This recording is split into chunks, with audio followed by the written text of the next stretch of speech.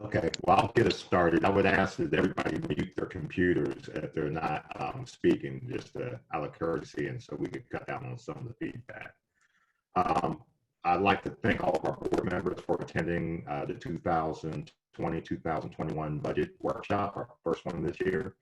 I'd like to make a personal thank you to Dr. Mesqua and his team. They have been putting a lot out in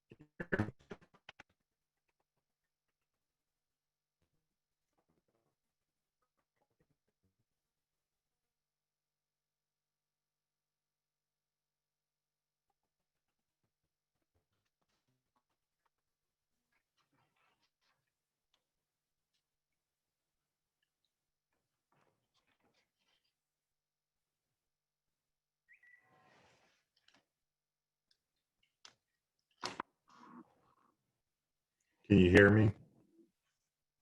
I'm going to try to call in so I can get a better reception.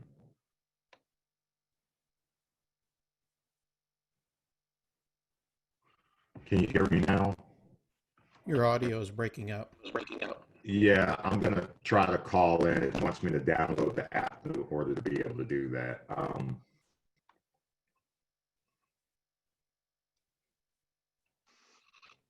If you don't need your video, you can shut that down and that'll save bandwidth. Okay, let me try that.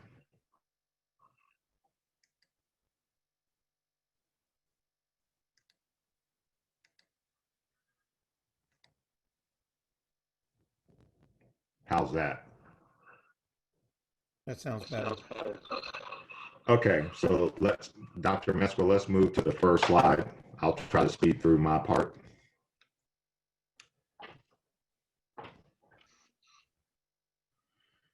This is just an example of our business model that we have. There are several pillars that we try to honor in creating a budget.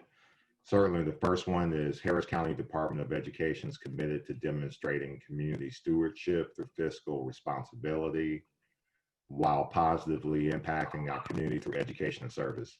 And so when we build our business model, we like to think of efficiency models, and we try not to have any wasted motion or energy in developing it.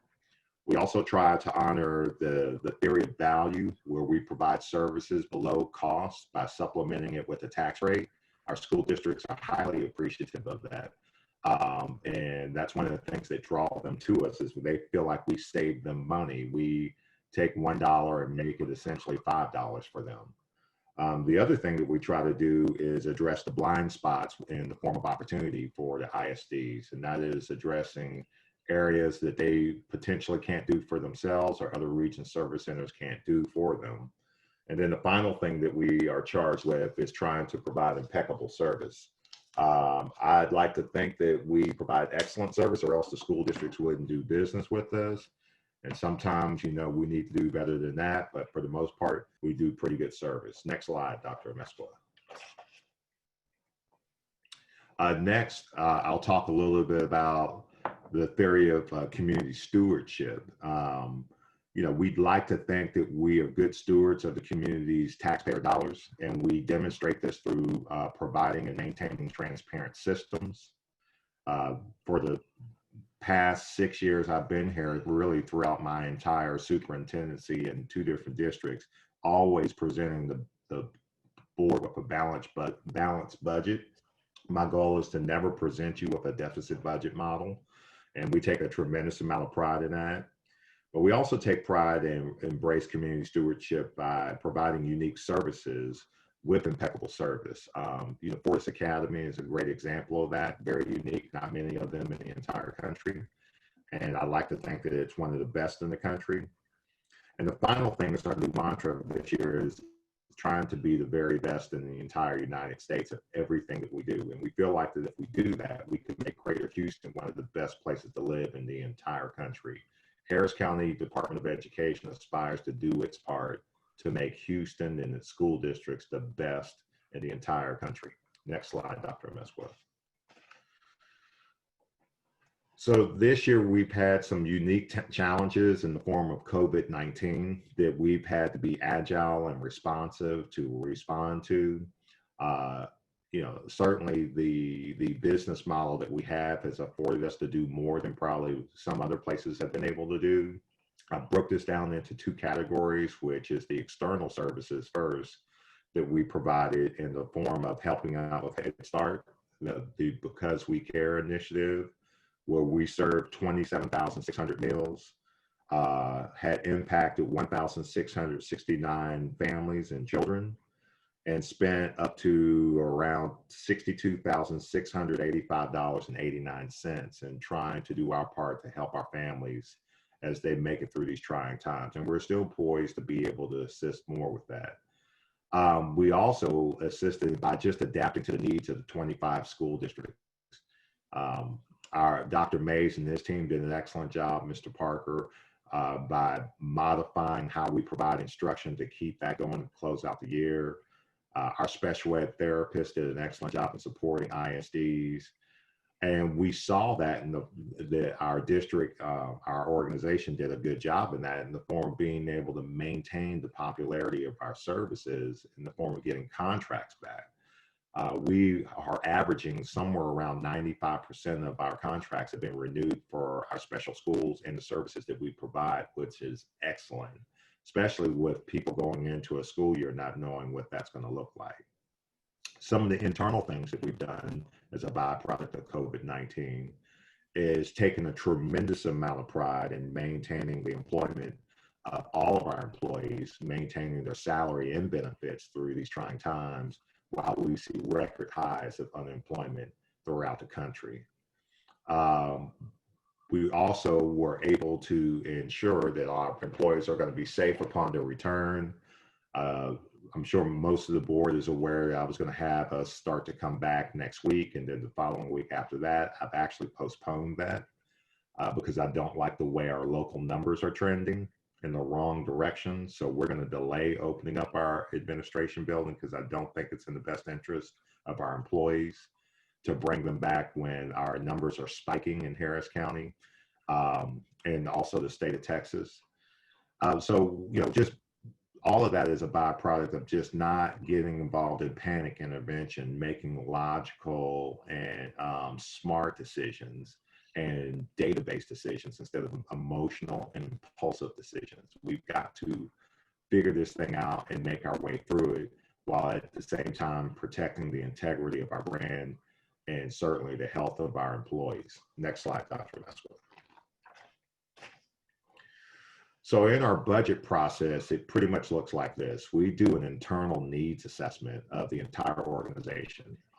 And then we also do an assessment of the external needs, like what are the school districts and the community needing from us as we move forward into the next budget cycle. Dr. Mesquith and this team will have organized somewhere in the neighborhood of 25 budget meetings, which we do in a week.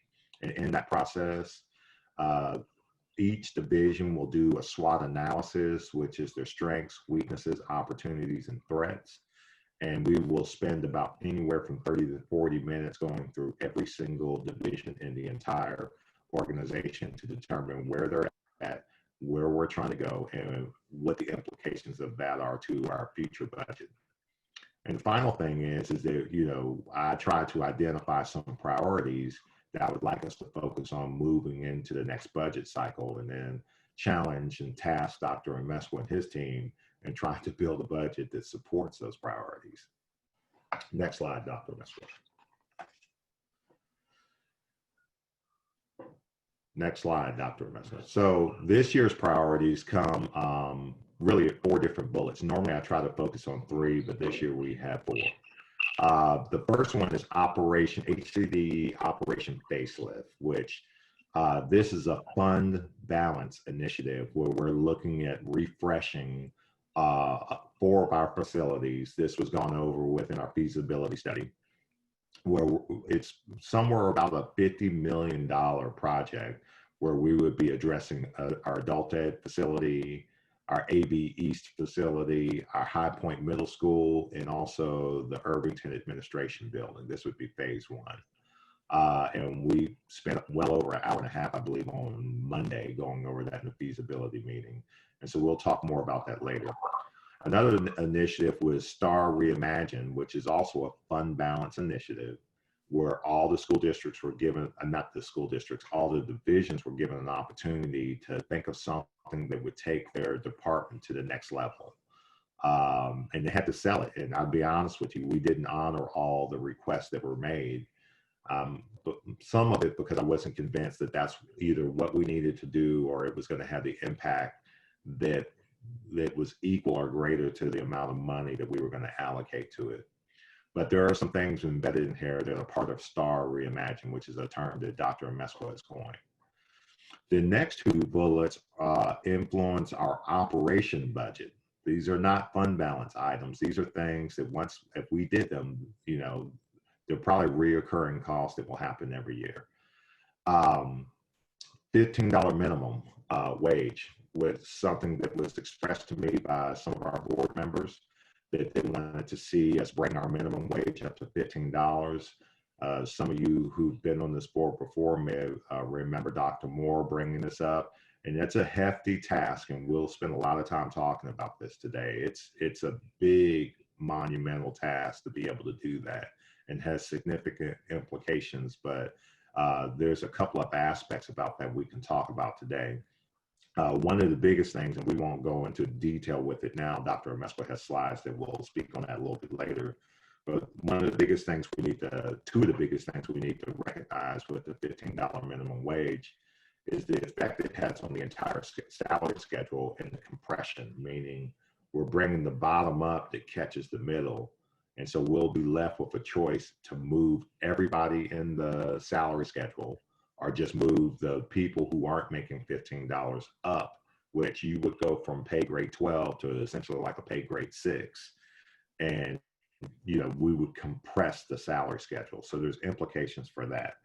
The other implications about it that we'll talk about a little bit later is, you know, we're going to have employees get anywhere from an 18% to a 25% raise. And we'll be doing that in a time where unemployment will probably be at a historic high, and it may draw a lot of attention. You know, some school districts aren't giving any raises at all. Typically, we do about a 3% raise, which is like a cost of living raise. This year, we're proposing somewhere in the neighborhood of a 2% raise. But we would have some employees, especially like our teaching assistants and aides, who could look at somewhere about a 25.5% raise, which is enormous. And so we'll talk a little bit more about that later. And then the final priority that's coming out of the operational budget is the HCDE awareness campaign. As many of you know, we've already had a campaign that Ms. Clark has done a fantastic job with. Last year, you may have saw billboards, commercials, a number of different things that we were doing to promote the image and the product that we produce. But this year, through the direction of Mr. Dick and his insistence, we're looking at putting out some countywide mailers that would be a small magazine explaining exactly who we are, what we do, and the current impact that we're having on the county. This would come in 2 different forms. One mailer would go out to I don't know of a good way to explain it. Many of the households or voters throughout the entire county, it's easier by getting a list of people to do it that way. That mail would be somewhere in the form of 8 full color pages and would run around $470,000. Some of that money would come out of the money already allocated for our awareness campaign.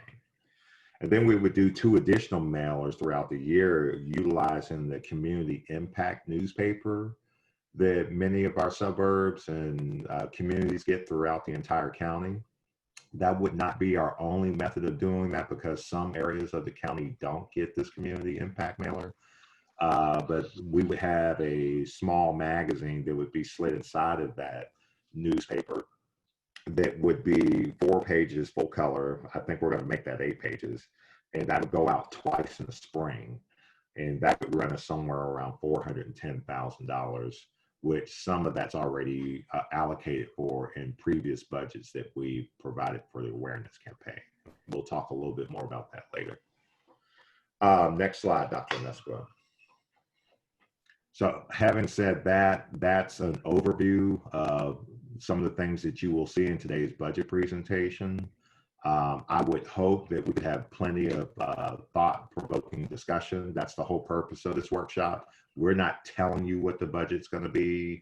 This is an opportunity for us to get feedback from the board so we can go back and refine the budget, and then we'll have another budget workshop. We'll talk about it again, get feedback from the board, go back to refine the budget, because it's the goal of the administration is to present the board a budget that they feel good about and would be willing to approve. We are not trying to, twist your arm into agreeing to a budget. We want you to feel good about the budget and the direction that we're going as an organization.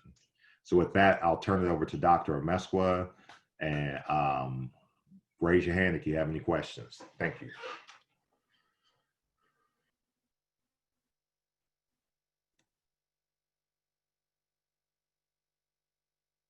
Hello.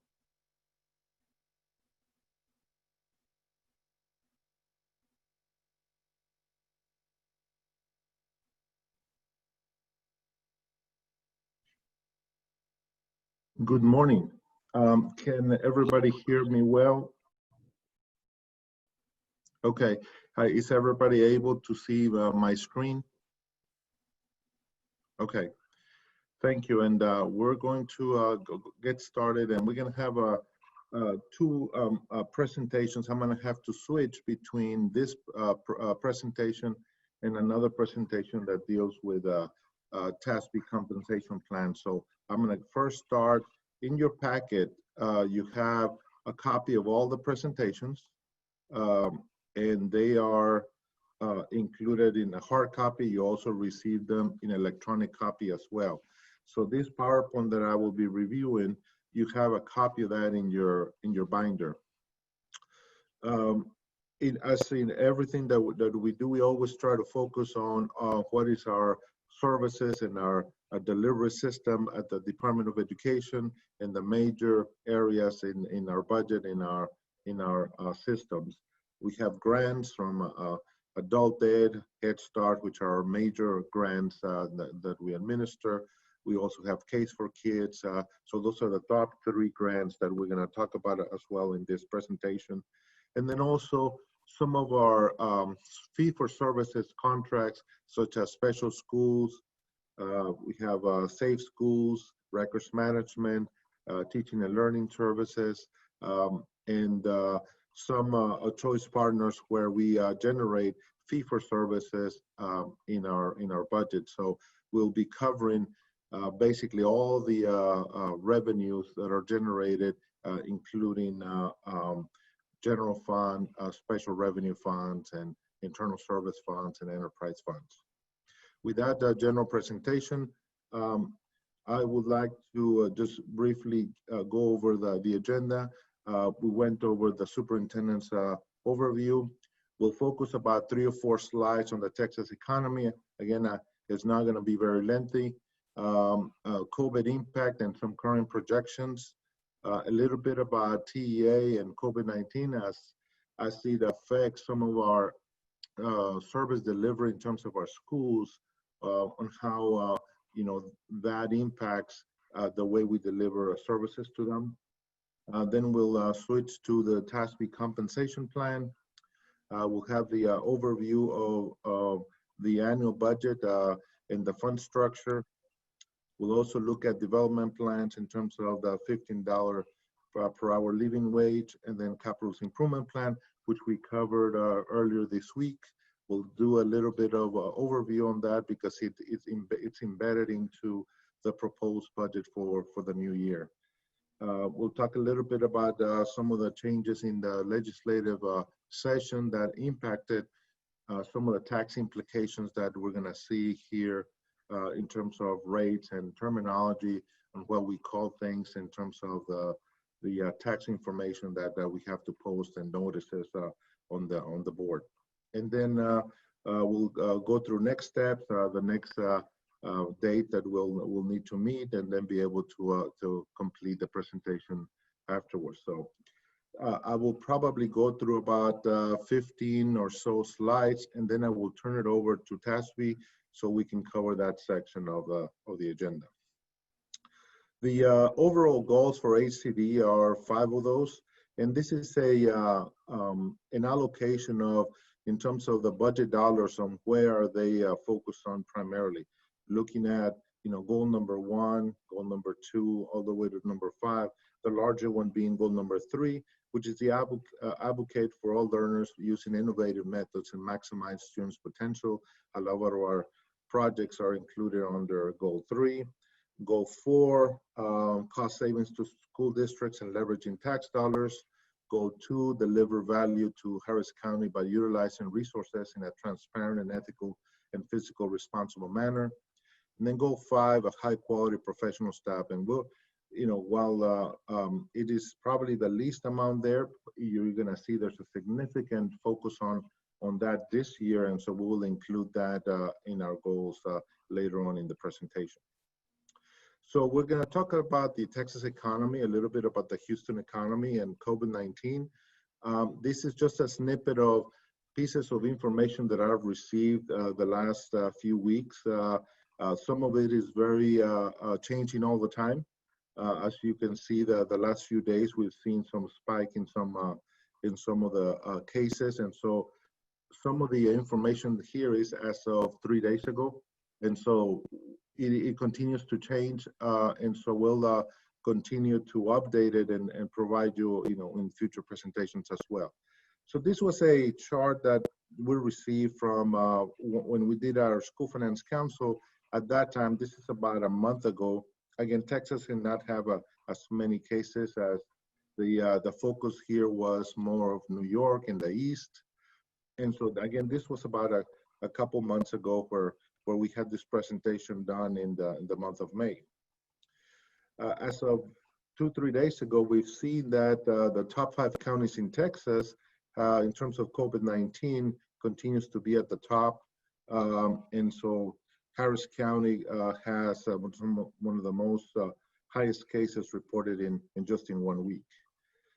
It is 5th among all the 50 states in terms of the number of cases. It slowly has climbed up to the 5th spot. When we started at one time, we were number 8, and then now we're at the top of number 5, and that's not one that we want to be climbing, but it's just information that we have as of right now. One of the things that is an interesting byproduct of this situation is that a lot of folks may not be spending a lot of money right now during these times, and one of the things is that they may be focused and have a lot of their wealth maybe in fixable and in assets that are not liquid. And so one of the things that there's being projected is that there will be a lot of borrowing, and in order to stay afloat in terms of the current crisis. So the impact on the economy, as we mentioned during the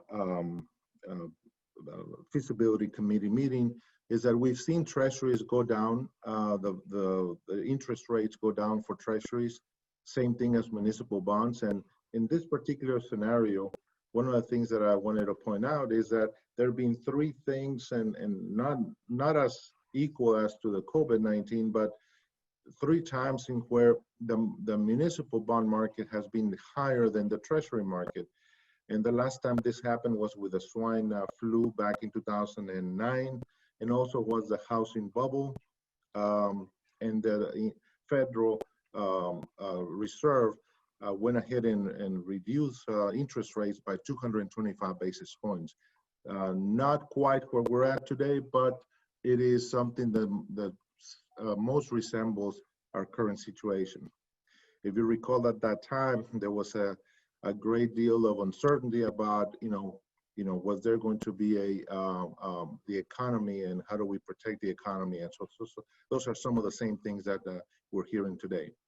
And then about 7 years ago, with the issue with the debt ceiling, the sequester funds for federal funds, again, the Fed continues buying long-term treasuries so as to maintain the rates down, so that we don't have not enough money into the system, and to allow for enough money supply into the system for people to be able to have their money when they go to the ATM.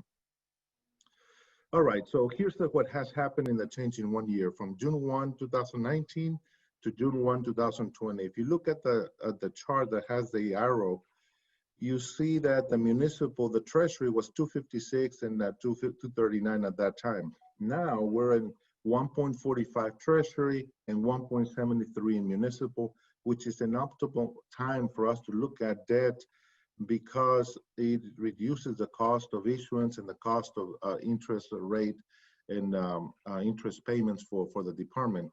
So as long as we have a strong condition and economy in our finances, we should be able to enter this market and be able to do well in this market. Another impact is on our investments. Again, the interest rates have gone down from 158 to 0.39. The Fed went in and just cut rates right early in March, right after COVID-19 hit and home order took effect. The Federal Reserve reduced rates by 120 basis points. And so now we're seeing less interest income in our revenues for general fund. The next few slides, I got them from the Greater Houston Partnership. And one of the things that you see in this chart is the Purchasing Managers Index, which means that there's not a whole lot of buying going on into the market. In fact, it is contracting when the index is below 50. So there's not a whole lot of activity in terms of purchasing managers. So the cost is of acquiring goods and services is not at the same rate as it was in the past. And if you look at what happened, look at 2009. That was the time when we had the housing bubble. And then 2017, it was Hurricane Harvey that hit here. However, Hurricane Harvey, let me just recall, that had the opposite effect. While there was a lot of destruction and impact by Hurricane Harvey, a lot of people went out and bought stuff. They continued to grow and buy, and so you see a little bit of actually a spike there in 2017. Refinery capacity, again, it is down, and again, the only other thing that is similar to this is Hurricane Harvey, where there was a stop of production of oil at that time, and the refinery consumption and production and utilization was lower than the previous times. Another area that I look at is the values and the ability for properties to be sold. And here's an interesting chart regarding listings of property. New listings are down 4.8%, new properties. Active listings are down 3.2%. However, the average list price has grown up 3.6%. Again, that's the law of supply and demand. The less listings that are out there, that means the value has gone up. So, it's the value of the property continues. And you're going to see that in our values that we start seeing later on today. So the Greater Houston Partnership is looking at, well, so what kind of recovery do we see? Do we see a V-shaped recovery, which is one of the ones that we all hope for, to have a quick recovery? However, it is going to be a little bit long-term. I mean, it's going to take a little while for us to recover and be able to be at the same time where we were before. So here are just some scenarios where you may see how the economy will recover in terms of where we're at today. TEA, one of the things that impact us is what TEA does and how do they influence and give guidance to school districts. One of the things that they have said in the past is that they're going to hold harmless to school districts. Well, that was a little bit over a month ago.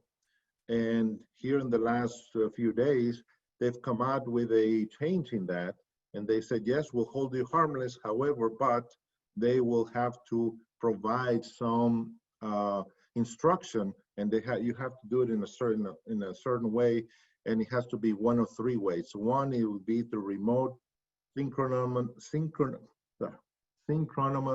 instructions, where students are logging in and attending school virtually through no real-time or virtual instructions.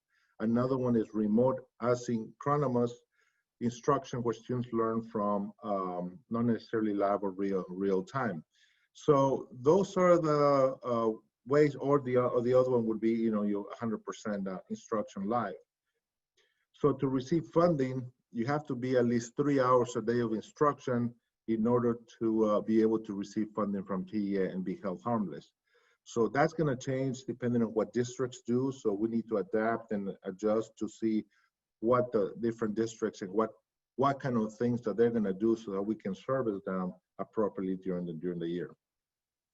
They provided a FAQ for general state funding, so I'm not going to go through it. This is probably about a 4-hour presentation just by itself.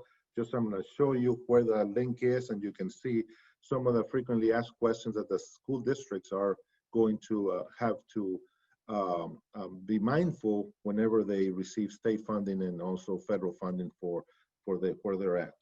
Okay. So that was a little bit of a look at where we're at, what is the market, and where we're functioning and operating in what market. So let's look at now internally where we're at. What is our financial condition as of May 31st, 2020? A little bit is going to look a little bit the same if you attended the last meeting. This is some financial statements from May 31st. We have strong cash flow, strong equity, low liabilities, and a very positive business model. So we have talked about this before. Our revenues are holding up. Our fees as of May 31st are a little bit ahead than we were about a year ago. So we're moving along in terms of where we're at with revenue to expenditure. So I've covered where we're at today.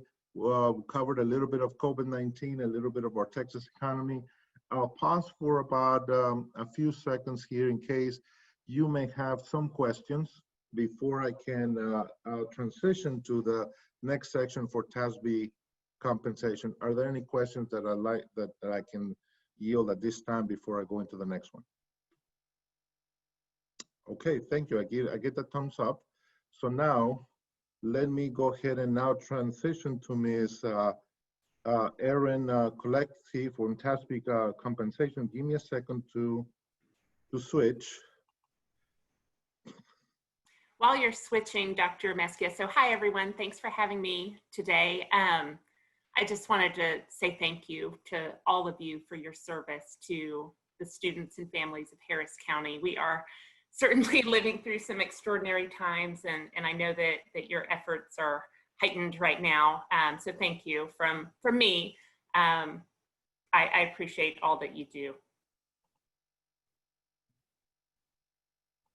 And can everyone hear me okay? Is the audio good? Okay, good. Okay, give me a second because I think I'm gonna have to close some things. I have too many things open. While you're working on that, I can give a few housekeeping items. I am able to offer the board credit for my time here, so I'll send that out. Just make sure, Mr. Colbert or Dr. Mesquia, if you get me a list of the attendees, I'll be sure to get those certificates to you probably early next week. So yay, board credit. Yes. Hold on.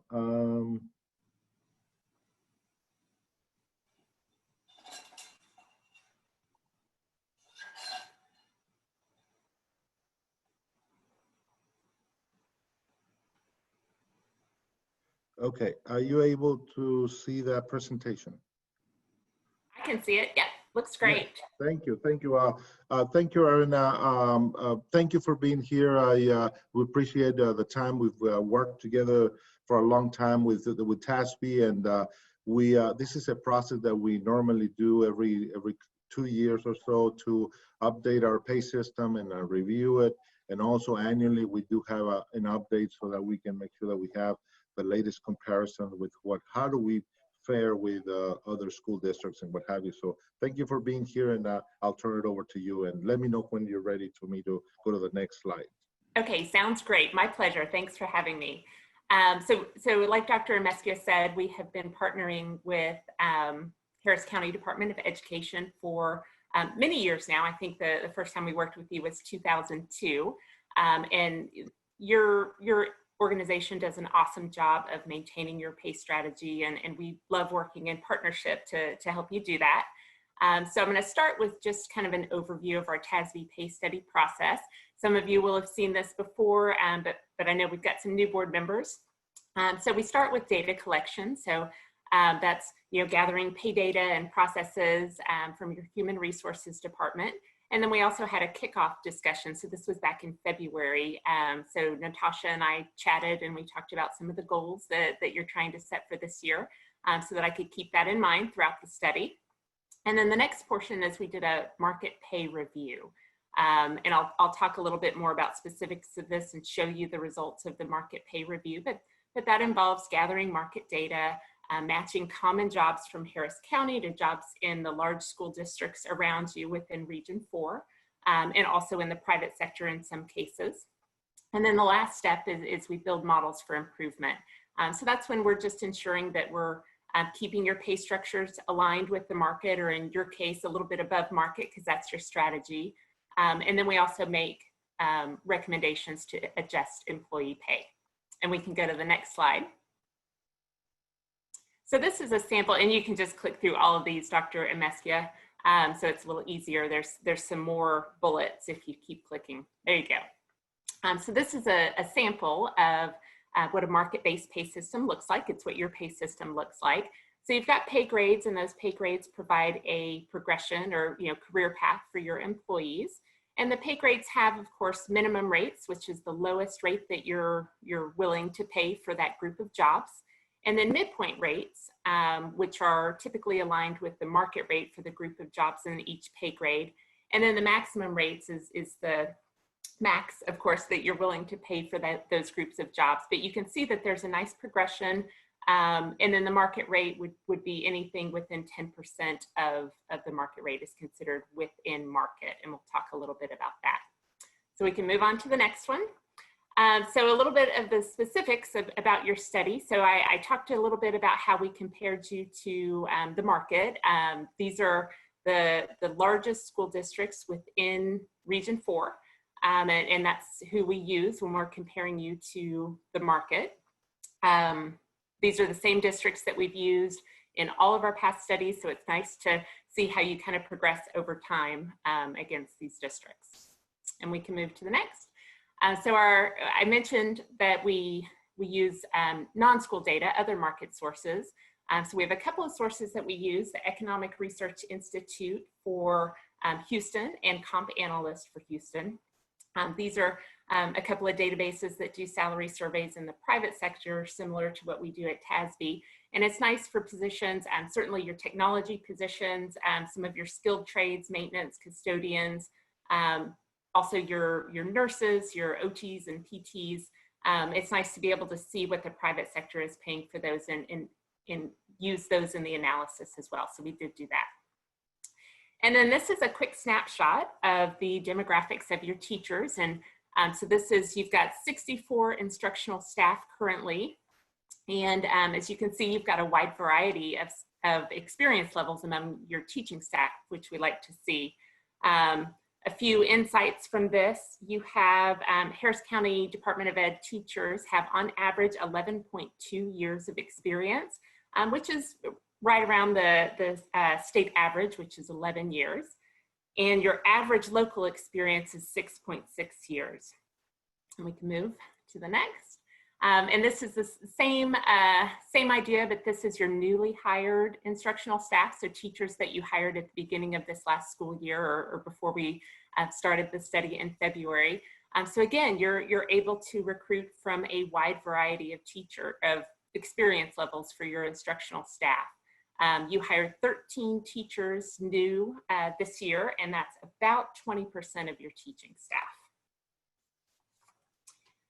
And so this is a visual of the market comparison. So I mentioned that we were, comparing you to, the districts surrounding you. So this is what your teacher salaries look like when compared to the market median. So the blue line is your local market median, and then the orange line is Harris County Department of Education salaries. And at TASB, we survey in 5-year increments. So you'll see the 0-year salaries, 5, 10, 15, and 20. And of course, as you can see from this chart, your teacher salaries are very competitive. You are above the market median in all surveyed years, which is of course part of your strategy, given the important work that your teachers are doing. And if we go to the next slide, we can look at the numbers behind this graph. So the way this reads is I've separated it out by the 5-year increments again, and have also included numbers for average salary. But so if we look at the first column, your Harris County Department of Ed salary is $58,000 for a starting teacher with no experience. And the local market median is $55,645. So that means that you're paying a starting teacher 4% above the market median. So that's a difference of $2,356. And then I don't usually include this because this bottom row, because it's not always this favorable for many of our clients, but I wanted to share that you can see your rank order. So for starting salaries, for this is last year's data, you were number 1 out of all of your peers. Same with 5 years, you dropped to 3 in 10 and 15 years, and then you're 2 in 20 years, but you are number 1 in the area for average salary for teachers. So kudos to that. I know you've worked hard over many years to maintain that position. And we could, yep. So we also look at teaching area stipends. So these are stipends paid typically for hard to fill positions. And I've concluded some ones that you pay and shared what some of your districts are reporting paying and the median stipend for each of these. Good news with this chart, you are either even or above with all of these teaching area stipends. The only stipend on the chart that you don't pay is the special education self-contained.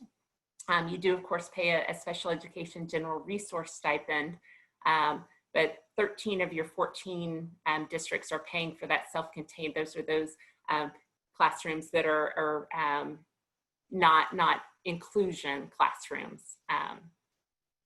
There you go. So we can move on to the next one. So we looked at your teachers, and now we're going to look at the market comparisons for your non-teaching staff. And we'll start with your exempt staff. So this is, of course, your salaried employees. And I've broken this up into 3 pay groups. So we'll look at the administrative professionals first. So we compared how your administrative employees, how their pay stacks up as compared to the market median. Administrative staff includes, of course, your professionals, leadership type positions. So their pay is 1% below market median.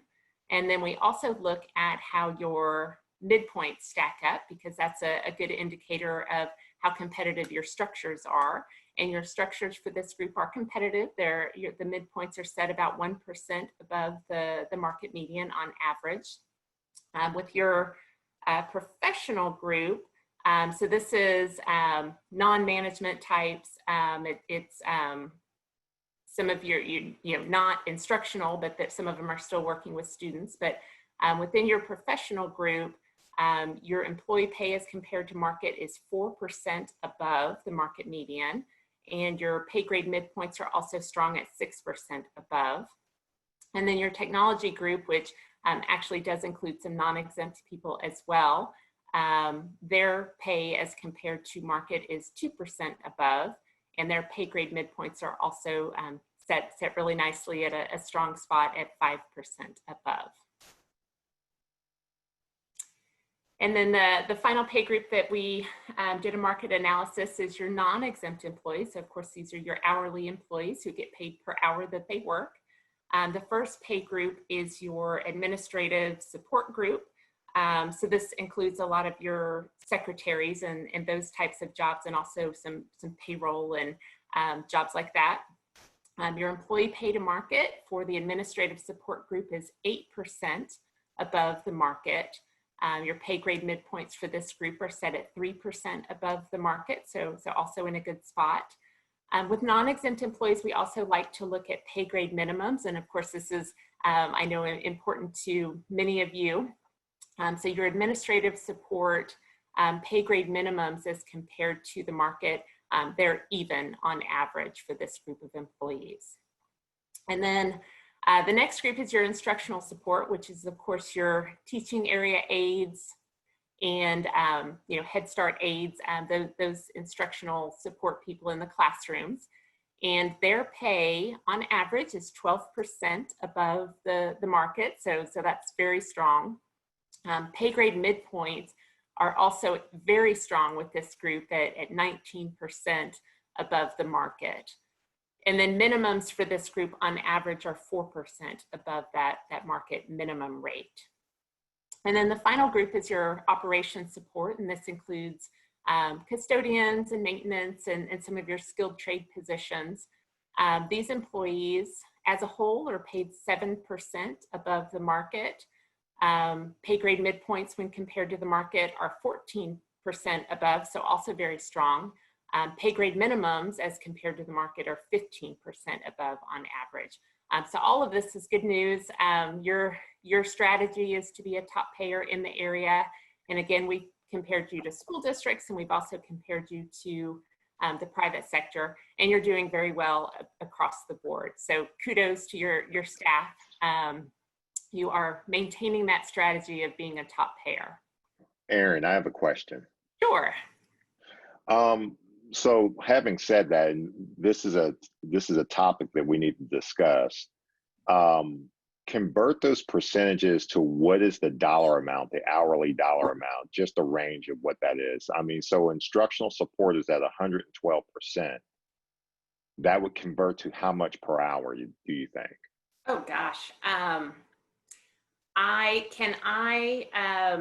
After the presentation, look that up and send you in the chat or an email. Well, I'm not looking. Want to guess. I would Yeah. hate to guess at a number, and off the top of my head, I have no idea the dollar amount. Well, I'm not looking for an exact answer. Where I'm going is we're going to have a discussion. I hope you can be a part of it about potentially raising our minimum up to $15 an hour, which could possibly take instructional support from 112% to perhaps 120% of the market.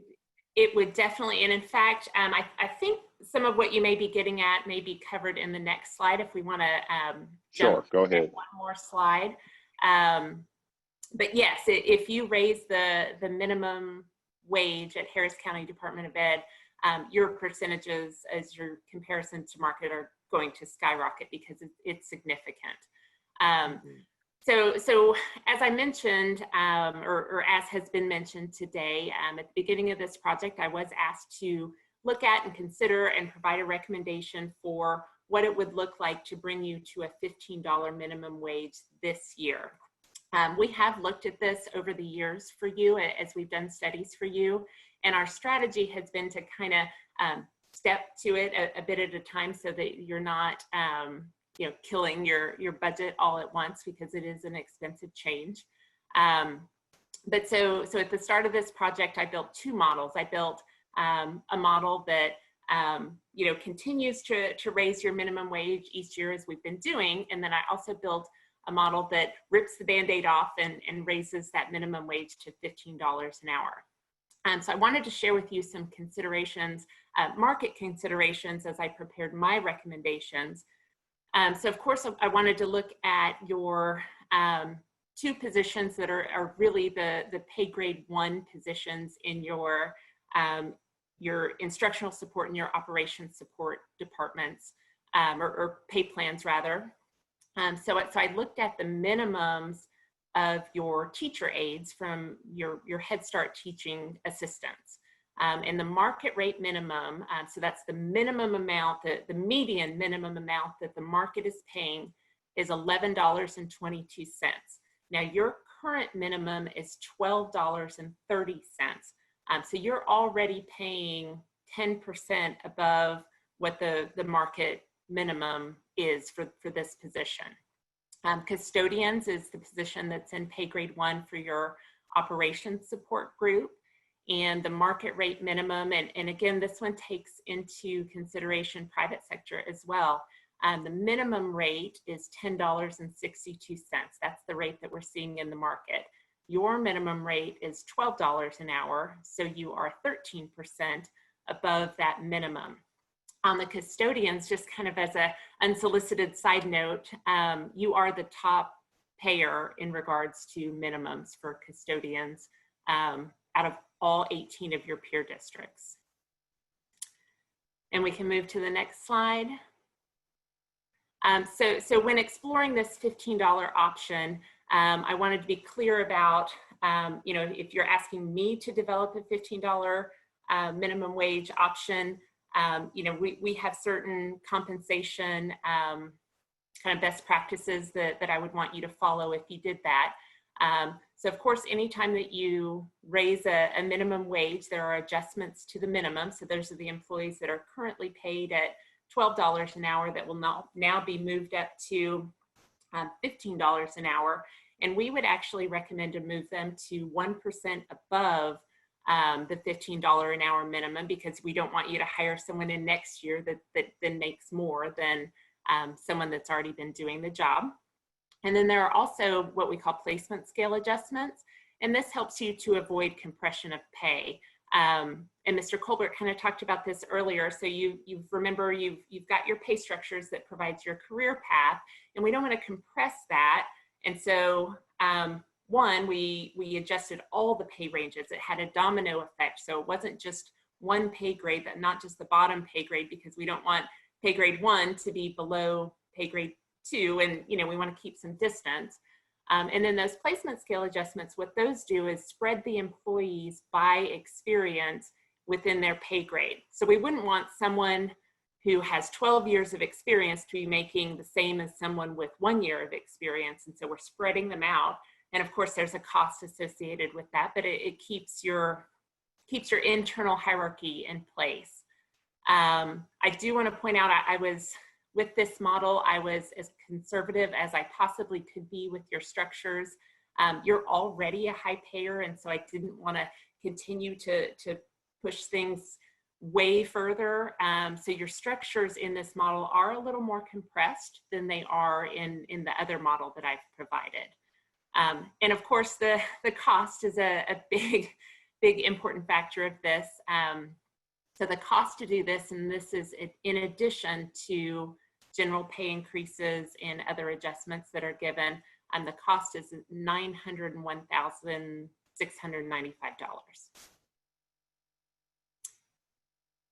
And so we can move on, and I'll continue to yeah, sorry, was there a question? Yes. So you mentioned the 900,000. So this is separate and alone from Correct. the 2% raise that we were, asking for the regular staff. Yes. So you would add this number on to the cost model that I'm about to share, which is the 2% cost model. And so just to be clear, this 900,000 would uncompress our salary schedule. So we would be moving all sectors proportionately, so we would maintain some distance between pay grades. So mainly that's a great question. And yes, in the non-exempt structures, it doesn't really have an impact on your exempt structures. But yes, we would be moving all of the structures to adjust for the $15 minimum wage. And I think you mentioned earlier that the board might have the option of just increasing to $15 and not adjusting the structures and spreading the pay. You can do that. It wouldn't be TASB's recommendation.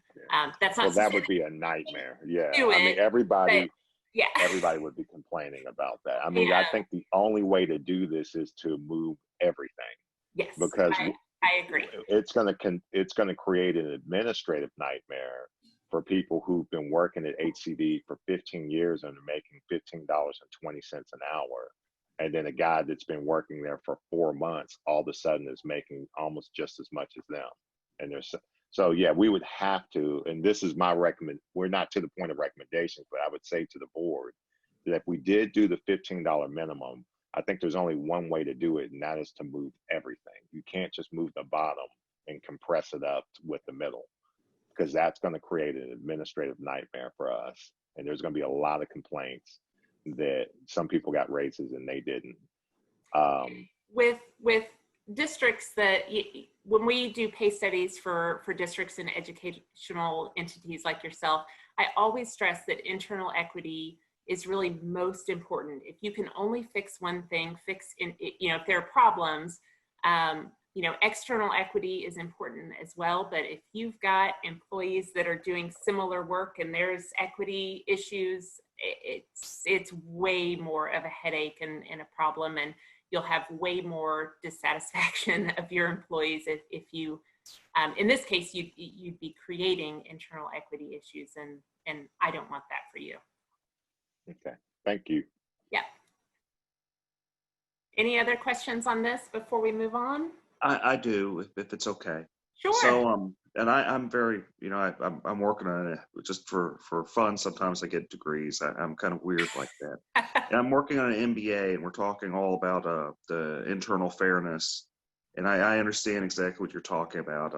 You increase the lower pay, people that have been there longer.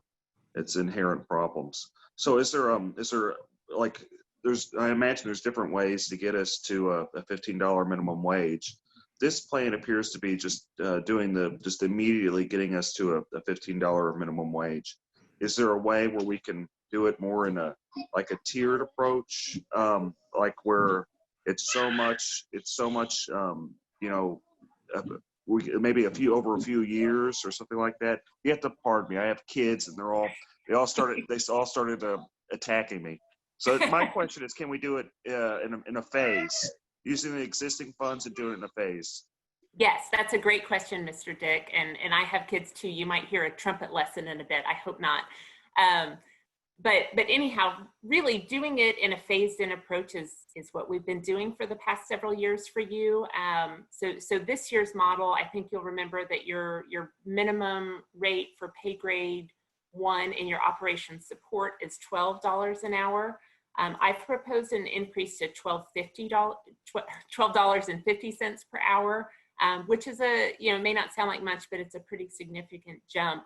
And then, of course, we'll look at it again next year, and hopefully this COVID mess will be behind us and we'll be, somewhat back to normal. We could look at increasing it to $13.50, but yes, a tiered approach is a great way to do it. You're kind of chipping away over time, and then you don't end up with this $900,000 additional price tag on your budget during a scary time. So that's a great suggestion. And Aaron, like what I'm hoping is, I don't want it being like a 10-year tiered approach, maybe like a 3 or 4 or maybe 5 at the most. Like when I say tiered, I don't want it, being like a dirt road that takes you forever to get there. I want it to be, so much this year, and maybe within 4 years, 5 years, we're there, and everything's nice and smooth. What I'm looking for is the least disruptive means to get it done in a promptly and a reasonable time. Cost is one factor. Smart. Cost is an important factor, but it's not the only factor. True. Yes, I agree. Thank you, Aaron. My pleasure. Okay, so I think we can. I just have one more comment. And so to the trustees, what you're going to see later on in Dr. Amesqua's presentation is us trying to find a way to make that happen, which there is a pathway to be able to pull off the $15 minimum. But I think we should also just be mindful of what's going to be going on in the country at the time that we're giving employees like a 20% raise. And that is going to be massive unemployment, I think, is around the corner. And so we just need to be mindful of that. And we're walking into a legislative session also. And so that could certainly be some fuel for some potential bills if we you know, potentially give a 20% raise or whatever it is going into a legislative session when unemployment is tipping on 20%. You know, so we just need to give that some thought. All right, I'm gonna stop disrupting. Continue going, Aaron. You're doing great. And one more side note to that I think is important to consider as well. So with this $15 option, there are cases where you're actually giving a larger dollar amount increase, not even talking about percentages, but a larger dollar amount increase to people that are pretty new with you and they're in entry level, you know, beginning of the career jobs. And the dollar amount increase that they're getting is twice what you're giving your teaching staff. So that's just a side note consideration. I just wanted to throw that out there. But I'll go ahead and move on to the next slide.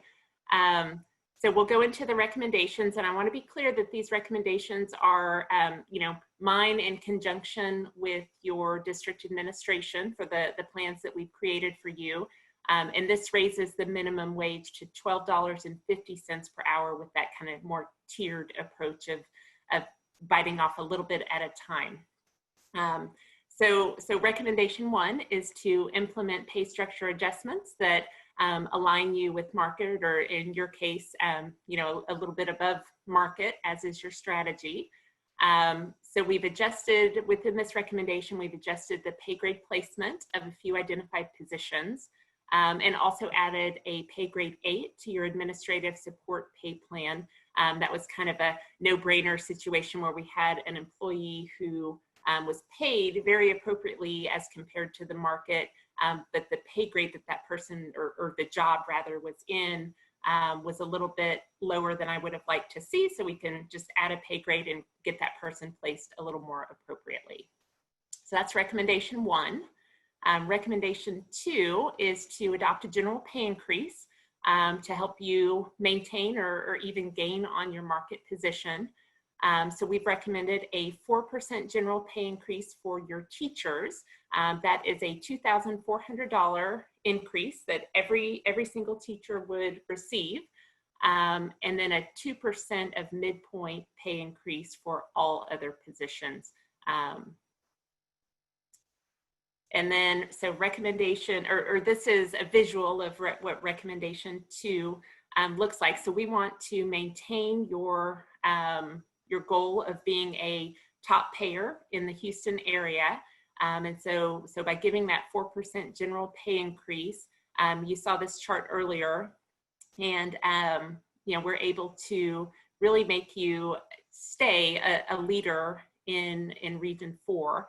So again, that blue line is the market median. The orange line is your last year's salaries for teachers, and the dotted green is what the recommendation will look like. Now keep in mind that the blue line, the market line, is a moving target, so we do expect it to move up next year. Probably not as significantly next year as we've seen in past years, and certainly last summer, but it will move. And the goal here is, of course, to make you the number 1 or number 2, but hopefully number 1 in teacher pay for your area. And so recommendation 3 is to provide adjustments to address any market differences and maintain equity.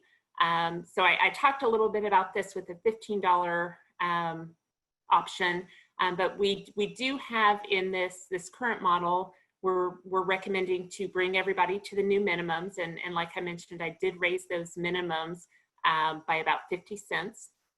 So for anybody that's below the new minimum, we would bring them up to 1% above the minimum, so that next year's people coming in won't make more than them. We've also calculated some teacher pay equity adjustments. And what that does is it preserves your teacher career path. So we wouldn't want somebody who's required to be teacher certified making less than they would make if they were in the classroom. So we just added those adjustments to ensure we keep that teacher career path intact. And then I did apply some placement scale adjustments. So again, when we raise that minimum, we want to re-spread out your employees so we're not compressing pay. So that's been done. And then we had just a few here and there market equity adjustments on a couple of jobs. And then recommendation 4 is kind of my due diligence recommendation. So we do recommend that, you know, you've got your pay structures, and we recommend that you maintain pay for employees who are above the pay grade maximums. It preserves the integrity of the pay structures. Remember, we talked about control points, and those prevent underpayment and overpayment for a job. So it's not very many employees, but you do have a few that are paid outside the range of their pay grade. So we would recommend that you maintain those salaries. That is not always popular with boards, and I totally understand that. So I did provide itemized line items so that you could choose to ignore me on this one and give a full general pay increase to any employees that are outside the range. And then from there, we'll go into the cost model. So I've broken this down by pay group and also by general pay increase and the adjustments that I talked about. And remember, those adjustments bring to minimum, they ensure equity, and they're the teacher career path adjustments. So under this model, your teachers would get a 4% general pay increase, which is $154,000 roughly.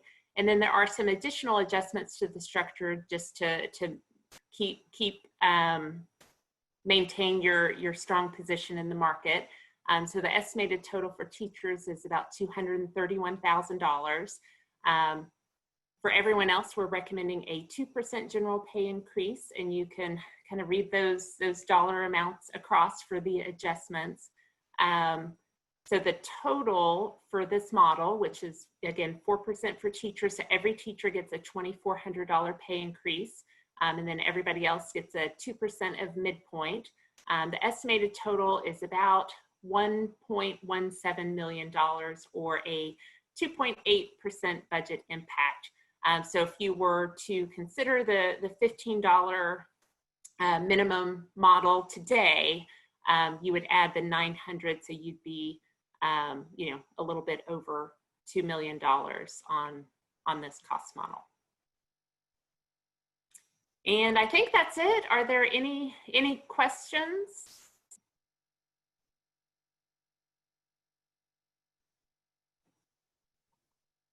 Okay, well, I'm going to mute myself and I'll be here. So if you have questions as we continue. Oh, I think we do have a question with Mr. Cantu.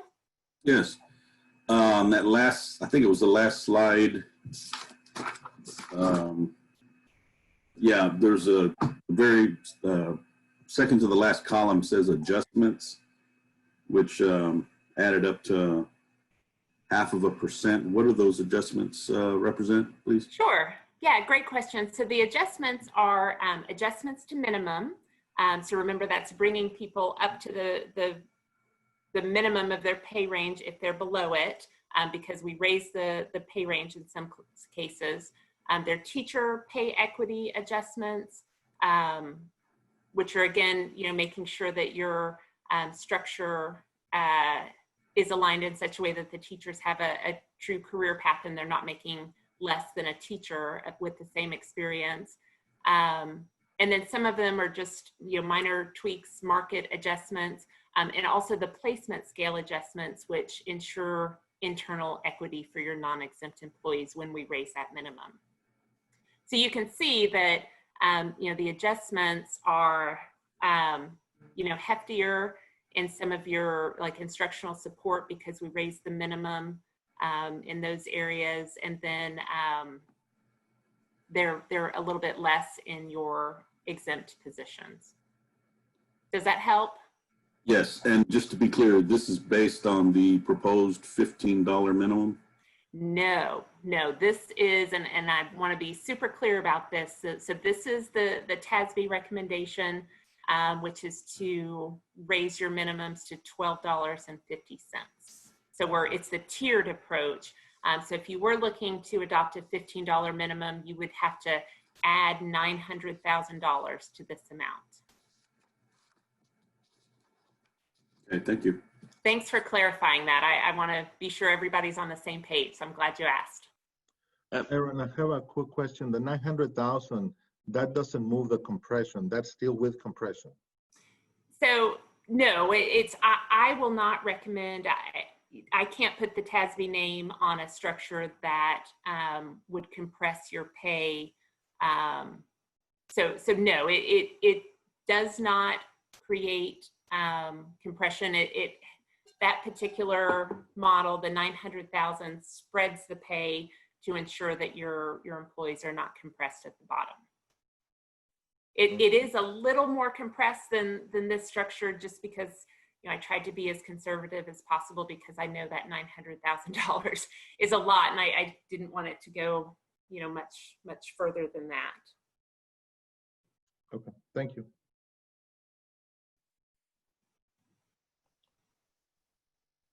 I'm gonna go ahead. Ms. Duhon has a question. At what point are we going to be able to see the actual numbers of the recommendations for each different pay raise for each different grade? At what point are we going to be able to see what the actual recommendation is for each different year whenever it's put in on a multi-year basis? Are you, I guess I'm not understanding your question. Well, we just now heard that you were saying, well, the recommendation is for it to go to $12.50 an hour. When are we going to be able to see each different pay grade's amount and differentiation from where it was and how long it's going to take to get there within this recommendation? So that's that would be a challenging. It would be hard for us at TASB to present a multi-year plan, because so much is changing now, and so much will change in future years. You know, we can partner with you to help you get there, but each individual year is treated differently, because we want to look at the market analysis every year as we're making recommendations. I just can't really see how we're going to be able to make a decision based on, you know, a 3-bullet point recommendation. It's just not enough information to understand thoroughly what it's saying and what the recommendation is. So I just need to be able to figure out when we can actually look at the numbers. And I don't know if that's something that Dr. Amesquio is going to cover in the coming slides. I mean, it's so my role is to provide your organization with some models and some structures, but when we come to a board, we like to, you know, look more big picture. So that's why I was giving you kind of big picture numbers. But, you know, if we get into what every single pay grade change looks like, we could be here all day. And, you know, as a board, your role is oversight. And so we want to keep things kind of at a high level for you, if that makes sense. And Andrea, I think they're just making general recommendations. We don't have to, we can kind of put together what we kind of really want. I think at the end, we can take the recommendations, we can adjust the recommendations. Like, I kind of like the idea of something in between the $12 an hour and $15 an hour, with the understanding that we'll get it done in less than 5 years. I think the 12.5 was kind of low. That's what I think. But I think we can all discuss that kind of at the end. But I do agree with you that we need to know exactly when and how and where we're going to get it to $15 an hour. If we aren't going to do it all at once, we can do it all at once, and that's an option. We need to look over all of our options and make a decision. I'm sorry, I didn't know if it was at this point that we need to get that information or if it's coming at a later point, and so I just wanted to clarify. That's a good question. I have a question. So Aaron, you mentioned that you have evaluated HCDE before on trying to get us to $15 an hour. And that you've done that in the past for us. And so now we're talking about $12.50 an hour. And then we've talked about doing this on a tiered approach and having a projection to where in X amount of years we would be at $15 an hour. So my question is, when did HCDE first start pursuing $15 an hour? When did you first start those evaluations for HCDE? And if we do settle for the $12.50 an hour, what's the projection then, considering the work you've been doing thus far to get us to where we are right now at $12.50 an hour? So you have, I know that we looked at a $15 an hour option for you last year, and correct me if I'm wrong, Mr. Colbert. We've been doing this now for 2 to 3 years. Is that correct? That we've looked at the $15 an hour minimum? It's been the past 2 years. And kind of to answer both Ms. Hinojosa and Ms. Duhan's question, you know, what we've been doing in order to try to get there is just disproportionately giving greater raises with our lowest paid people and to help get us to the $15 an hour. So if teachers were getting a 3% raise, some of our lowest paid people were getting a 5, sometimes 6% raise to try to get us closer to that because we couldn't afford to do it all at once. So it's been the last 2 years. You know, Dr. Moore was fairly adamant about this, and what he ultimately settled on was trying the incremental approach. To Ms. Duhan's question, and I think I hear you, is like, okay, if we're going to do an incremental approach, how long will it take before we get there? You know, it's kind of abstract, and I think she's wanting a more concrete, you know, objective, and that's a good question. I don't have necessarily the answer for that. But Dr. Amesco will be talking a little bit more about this as we move on in some future slides. Yes, I will be probably, it's coming up in about 3 or 4 slides, you know, what's included in the budget and what's the, what is the projection of where we've been and when we started. So I'll address all those questions in a minute. Okay, so then so my question was, right now where we stand, what's the projected time frame to get to 15? And you're saying that that's what you're about to cover right now? Yes. Okay. Okay, let me, any more questions from Ms. Aaron before, and Ms. Aaron, would you be able to stay with us for a little bit just so that you can hear what I mentioned and I cover in my slides? Just want to make sure that I'm consistent with what you're also talking about. So let me stop sharing this for a minute, and then I will add my presentation again so I can get started. Okay. Can everybody see my screen? This is where we have a pause for questions, and now we're going to go into our budget process and fund structure. And so before I actually get to what's included in the budget, I'd like to take a look at, you know, what is our fund structure in our process. Our budgeting process starts early in the year. We start in November and December trying to project revenues, trying to project grants, and trying to project what things are going to impact the budget for the new year. We start looking at estimates. We issue what's called a budget instructions manual to all our division managers so they can start getting projections, start talking to clients, start talking to the market, looking at what things are coming up. We start talking to TASB so they can develop and put us on their calendar so that we can get to this point where we're at today. And so as we move through the cycle, it is an ongoing cycle where we look at grants, enterprise divisions, and it's all focused on our equalization mandate, which is our tax rate of implementing and expanding education in Harris County.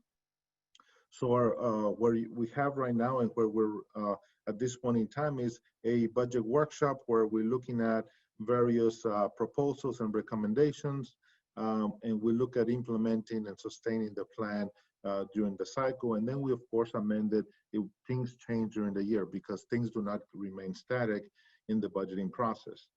And then on the outside, you see things that affect the budgeting process, things that are coming from the state, legislative session, federal changes, local changes, things and initiatives that affect our budgeting process.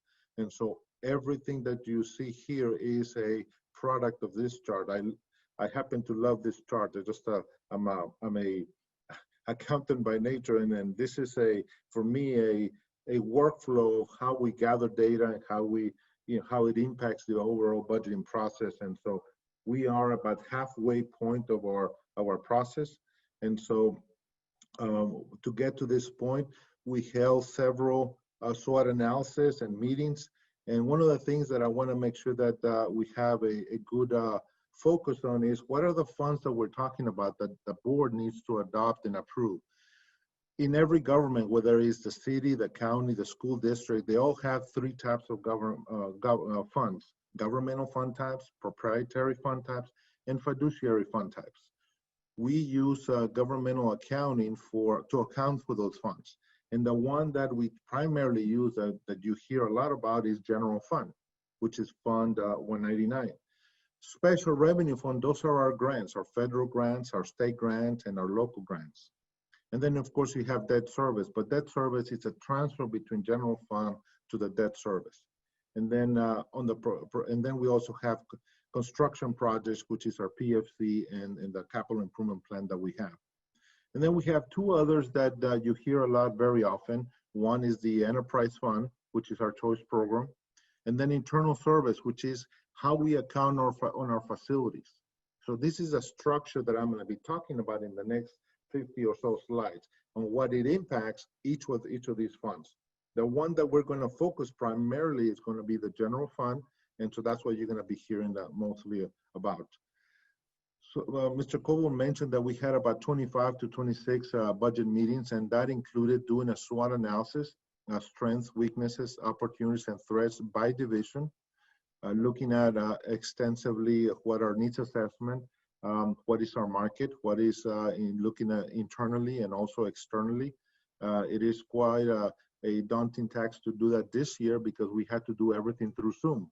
As you can see at the bottom, we had all those Zoom meetings, and I think after we went through this, we actually were thinking, you know what, we're going to probably switch to something similar to this in the future because I believe it was efficient. We focused, and we were able to produce recommendations to get the budget document prepared.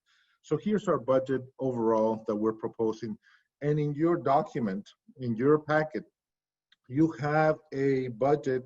If you can look into your bag, there is a foam document that we printed, and that basically totals. And now that's an accountant's dream, if you will, because it's got a lot of numbers. But that's basically what includes this. It's a $175 million budget. The general fund is 69.7. Our grants are 36.4. Debt service 6.1. Capital projects 50.9 million, which is the capital improvement program that we're going to talk about later.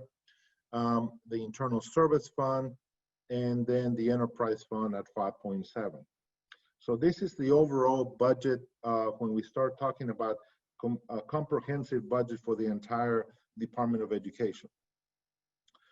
Some of the budget assumptions that we included in here is the basis of accounting, modified accrual basis of accounting, which is different than the private sector. The private sector utilizes accrual basis of accounting. Our business model is that we look at both sides of the fence, if you will, the revenue and the expense, and we don't just look at expense. We look at, make sure the divisions are looking at the entire. I call this advanced budgeting for our division managers, because they don't only have to look at the expense side of the house, they have to look at the revenue side of the house and look at how are they doing. We're looking at some one-time expenditures and have a balanced approach in terms of our revenue and appropriations, but we do have some transfers out to our debt service and our capital projects. We're including some new positions that we'll talk about. We'll talk about some property values that have grown to 505 billion. We're looking at a rate, and I'll talk more about this, how we came out to 0.005181, and a lot had to do with collection rates. We look at a compensation plan, which is included in the project, in the plan, to go up to $15 an hour for this year. And I'll talk a little bit about taking basically the information that Ms. TASB and Ms. Aaron has provided, and we're incorporating that into this year's plan to go from $12.30 and then to $15 an hour in this budget cycle. Now, it does include some compression. There's not a an even level of compression. There's just some compression involved in it, but we are moving. When we're talking about how many years is it going to take for us to get to $15 minimum, well, we're there. We're in the third year of this plan. This plan we had talked about 5 years ago.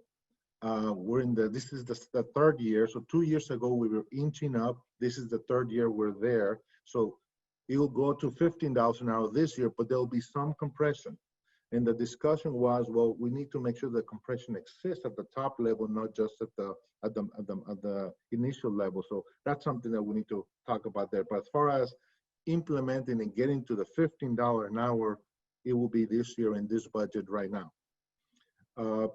And so it also includes a $62,000 starting salary. I'm sorry for my typo there. I just see an R that I just missed. 4% CPI and a 2% for all other staff, which is what TASB recommended, plus also the $15 an hour. So that's embedded into all the numbers that you're going to see here right now. So what's included in the budget? We have some increase in contract revenues. We have some increase in tax revenues. We have some increase in values and a rate adjustment. We have some more grants that we're going to receive. We have a COVID-19 grant that we're going to receive from Health and Human Services, and also some from Adult Ed and other programs. We have an awareness campaign. We have 6.7 new positions. We have the Start Reimagine. We have a capital project plan and a debt service, debt repayment plan that we're implementing. We have an increase to a $15 minimum salary embedded into the budget. So that basically we're there, instead of waiting for another 3 years, we're incorporating into this year. 4% for teachers, 2% for administration. It includes some equity for teachers and some health benefits match due to the TRS increase, the health insurance increase for all our staff. And so we are just meeting the minimum number for our health insurance for our staff, so that they don't have to pay out of pocket to get the minimum coverage. Major initiatives are continuing to be one of the top employers in the area, be an exemplary employer, looking at our capital improvement plan, our bond program, be a leader in talent recruitment. And what that is going to do is being able to get the $15 minimum, so that we are able to recruit and continue to retain competent talent. Be a leader in service in terms of providing quality and valued services to our school districts. So here are the major initiatives in terms of revenues. School-based therapy is 43% of our general fund. This is a increase contracts that we receive for school-based therapy, special schools, choice co-op.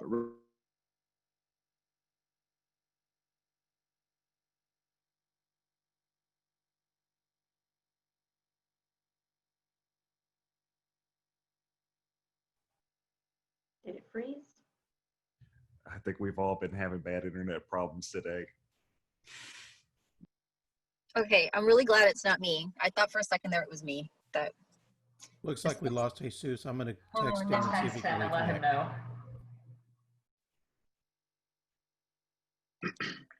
Sarah, tell him to connect with his phone. I'm using my phone right now. It's much better than my Surface Pro. Okay.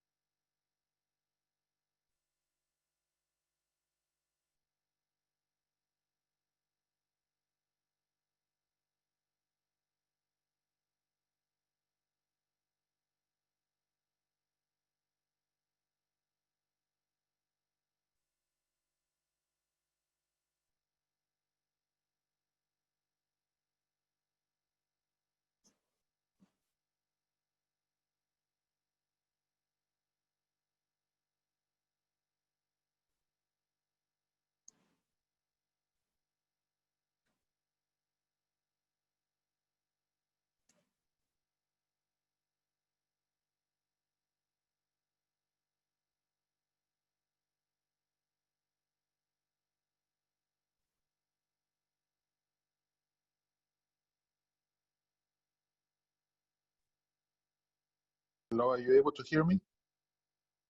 We can hear you now. Okay. My system went crazy in my laptop, so I'm right now on my phone. Let me see if something happened over here. So Sarah or Jaime, Jamie, I'm gonna send you the PowerPoint so that you can bring it up on your screen, and you be the host so that you can are able to get the presentation on there. Okay, if you can email it to me, that'd be great.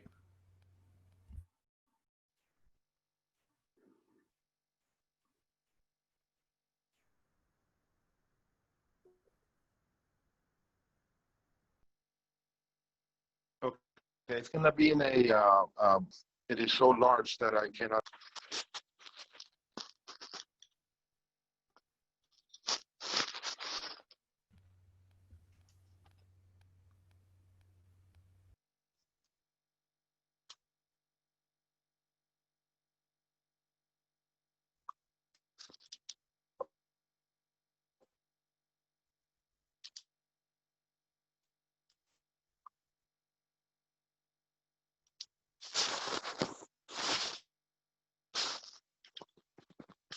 Okay, see if you receive it. It's gonna be the presentation, and there's a Dropbox.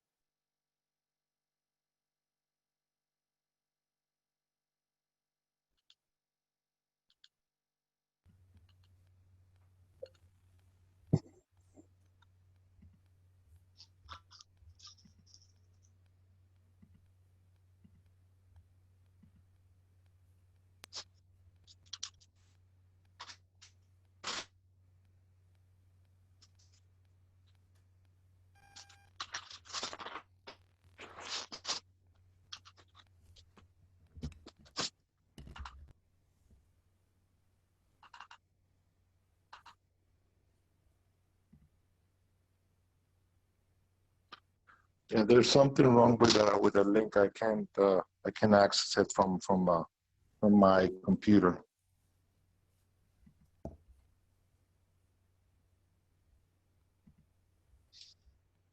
If you're having internet problems, you may want to share your internet on your phone and connect to it with your laptop. That way you can send me the link.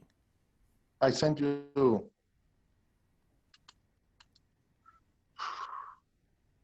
Okay, hold on.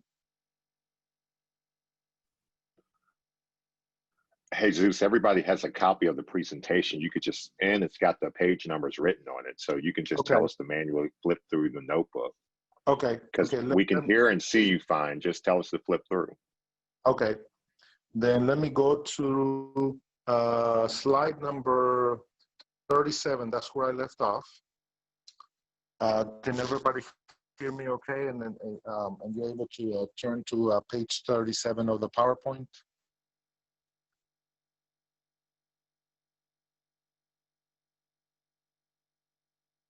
Okay. So our general fund revenues are 58,385,758. 40% are fee for services, 23.6 million. Property tax revenues are 26,089,000. Indirect costs, we continue to get more grants at 4%. State funding at 3 million, and that's a TRS on behalf. Transfers, miscellaneous interest, 170,000, and revenue transfers in from choice at 2,927,240. Our inflows, and I left two slides on slide 38 and 39 that related to each other. I wanted you to see that the last 2 years, who our top 5 employers, I'm sorry, top 5 clients are, except this year, number 4 and number 5 swapped places.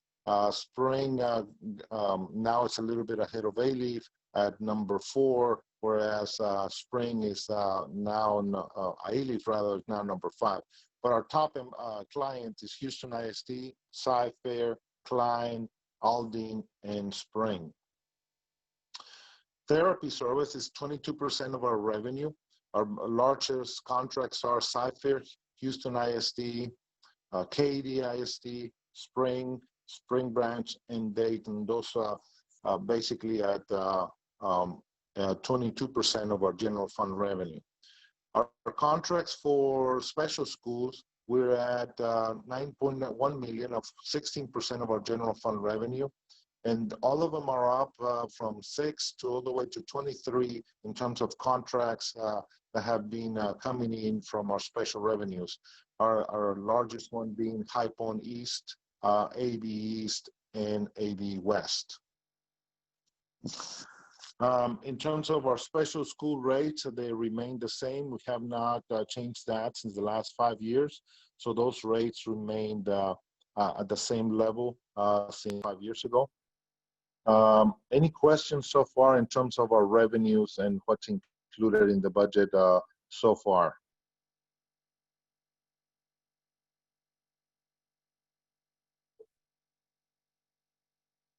I have a question. Yes. Can the contracts for school therapy get canceled if they don't go back like we're expecting or like we're planning for at the moment?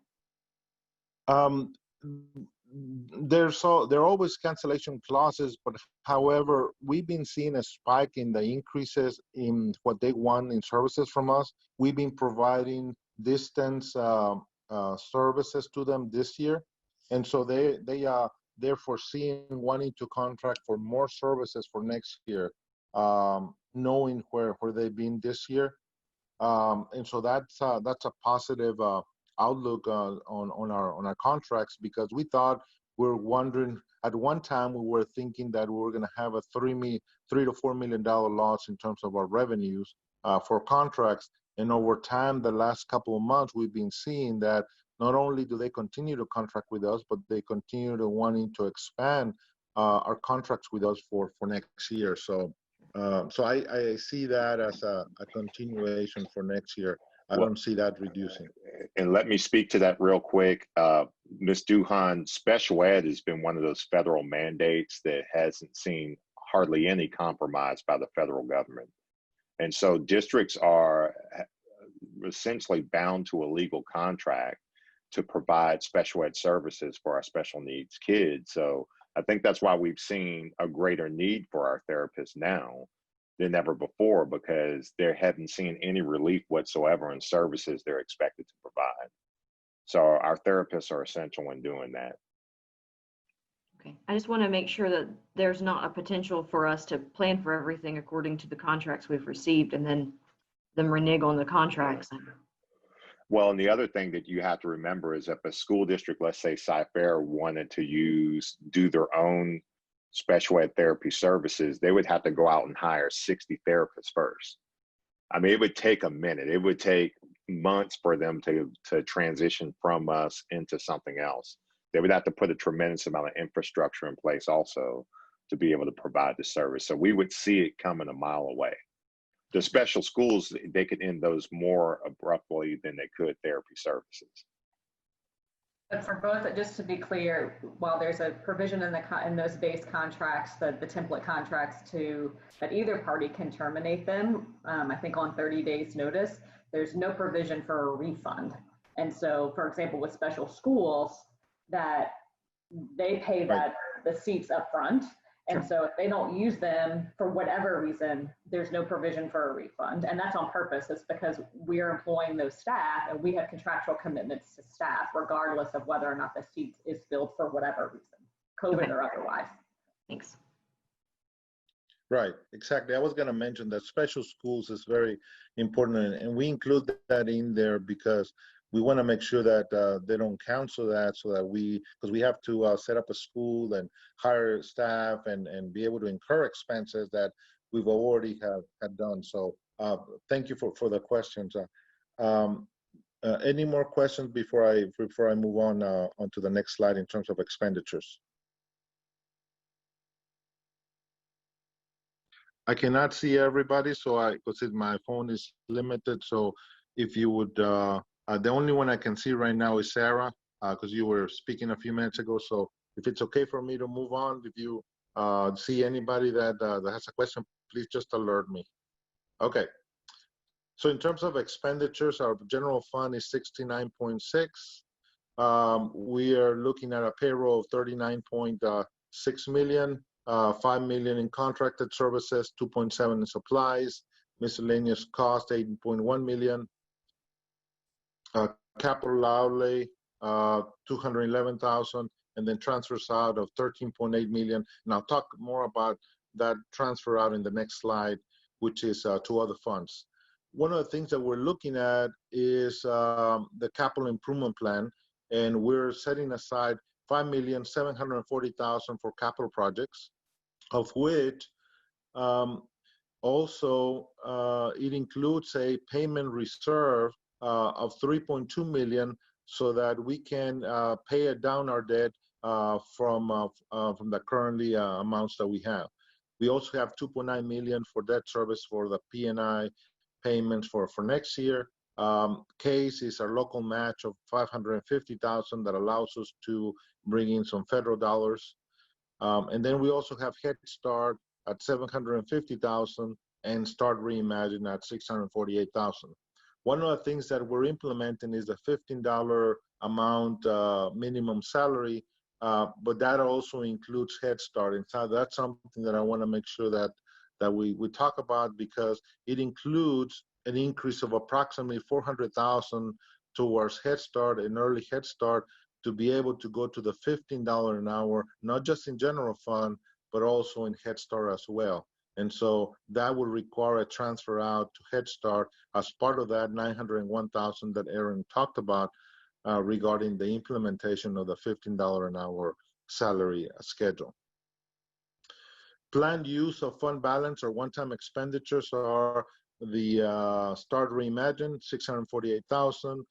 We're going to get a grant, approximately $500,000 for Coolwood for Head Start improvements for the new Coolwood Head Start Center.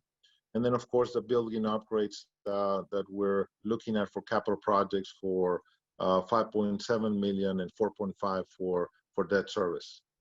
In the Start Reimagine, the 648,000, that includes items, and I have included a listing on page 49 of all the items that are included in whether supplies, contracted services, or capital outlay, which are basically one-time items for the new year.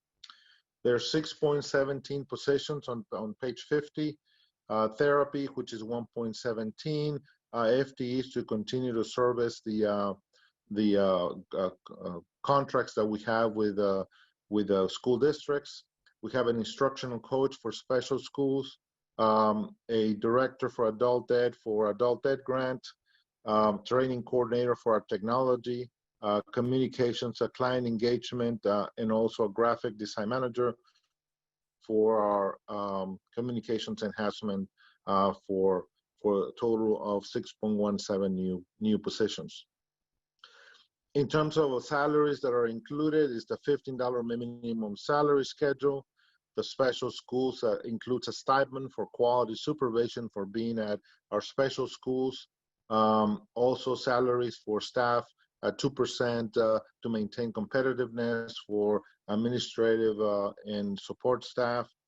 Head Start support staff, again, the $15 minimum starting salary. Special school aides, stipend and equity to improve special schools teacher salary, stipends, and also increase the 4% for teachers as well. So all those are embedded into the budget that is being proposed for fiscal year 2020-2021. So that includes information about revenues and expenditures in our budget.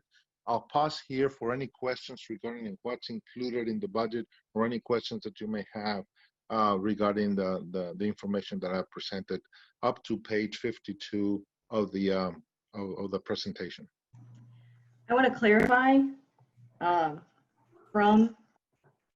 just finding the page. Sorry. From page 47, it's saying that we're using $5.7 million from the general fund for the capital projects. That's correct, right? Yes. Okay. Yes, those are for project monies to be able to, those are part of the 50.9 million capital project fund. some of it is being financed, and some of it is being paid by general fund, which is a 5.7. Okay.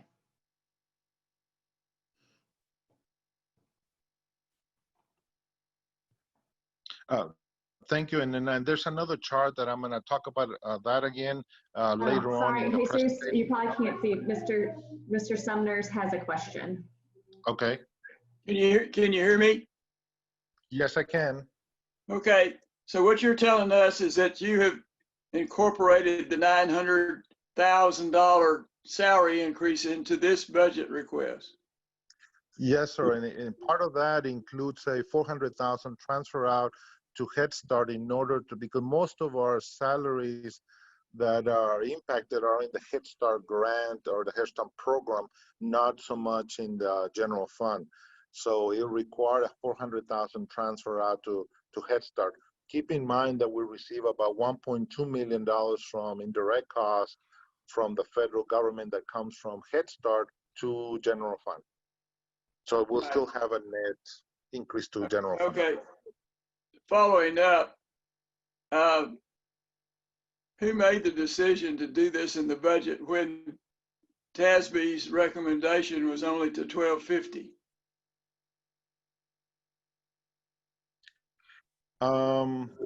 I'll speak to that. I told Dr. Amesqua to put it in there, and then we would open it up for discussion if we wanted to decide to go for the $15 an hour or to do something else. But I think it was important to show the impact that that would have, and ultimately we could back off of that if we wanted to, or we could decide to go forward. Well, James, to me, that's you did it in reverse. You should have done it at $1,250 and then said we could go up from there. And I respectfully disagree, but okay. My question is, if it's okay, did you have any more to add in, Don? Were you finished? No. And I'm sorry for interrupting you. But here's what. So we're talking. Somebody's got some noise. I'm sorry. Okay, so what we're talking about is the increase to $15 an hour.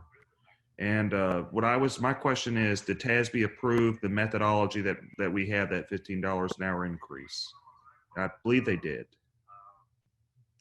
On the current budget, is that approved by TASB? It's not approved by TASB. We got the information from TASB to incorporate it. Did they approve the prior? Is there one budget they approved and one they didn't? The $1.2 million is what they recommend. The additional cost is the 900,000, which it's subject to what the department can include or may wish to include. So, but their basic recommendation is only the 1.2. Okay, but they have not signed off on the second budget. Have they reviewed it? Have they given any opinion on it? Oh, yes. Well, we asked them to give, in order for us to incorporate it in there and know what the numbers would look like, they had to run those scenarios and provide us an estimate of what that would look like. And that's what they have done. Dr. Amesqua, Aaron is still on the call. Aaron, are you there? We can't hear you, Aaron. You got to unmute. Oh my gosh, sorry about that. So yeah, I can chime in, and this is a great question. So Dr. Amescua's budget includes my numbers of, these are numbers that I at TASB have provided to you. I can't really say that TASB approves a budget. That's not really our role. That's your role. And I will say that we're here to support you, and my study is based on your salaries, and obviously the total budget that Dr. Amescua is presenting goes way beyond that. So it's not that he does or doesn't have our stamp of approval, but the numbers that he's using based on salaries, we were consulted on those, and yes, I'm aware of the salary numbers. And it does include the non-compression of pay. Remember, it's a slightly more compressed, but not, the model that he's including is not such that it raises everyone to the minimum of 15 and doesn't spread the pay. It does spread the pay. So my question, if it's okay that I ask a question, my question is the option where it is $15 an hour. If we did so choose to approve it, you don't have any big red flags saying no, no, no, don't do it. So, yeah, it's not my decision to make, and I don't mean to pass the buck. If you're asking me what plan I recommend, it's the plan that I presented. But it is your right as a board to adopt a plan that isn't within, my recommendations. And I'm here to support you. And if you tell me that you want to raise the minimum to $15 an hour and you can write that in your head with your budget, I can help you do that. What I wouldn't do is just raise to 15 and not spread the pay. I have to make sure that there are solid compensation decisions being made. But I can support you either way. But my recommendation is to take a more tiered approach and raise to $12.50 this year in light of the economic situation that we're in, and in conversations with your district administration. I think that would be a really good plan. But you're not opposed to you recommend one, but you are not opposed to the other one. I'm just trying to make it clear. I'm trying to just kind of see exactly what I don't want to do is if the board so chooses to implement $15 an hour. I don't want to do it if TASB is telling us no, no, no, don't do it. What it sounds like what you're saying is you recommend one, but you're not opposed to us picking the other. That's what I believe that I understand you saying. Sure. It's part of it is it's not really my role to approve or oppose it. So I do want to be clear on that. And I would offer you some cautions, for raising it. Because the market isn't demanding it, you're already the top payer. It wouldn't be my preference to have you raise to 15 this year. But again, it's not my decision. That lofty decision weighs on all of your shoulders. And I can understand and appreciate that. But what I'm trying to, and I know what I'm trying to see, if you're telling us no, don't do it, because it doesn't seem like you're telling us no. Maybe you are, and I'm not reading it.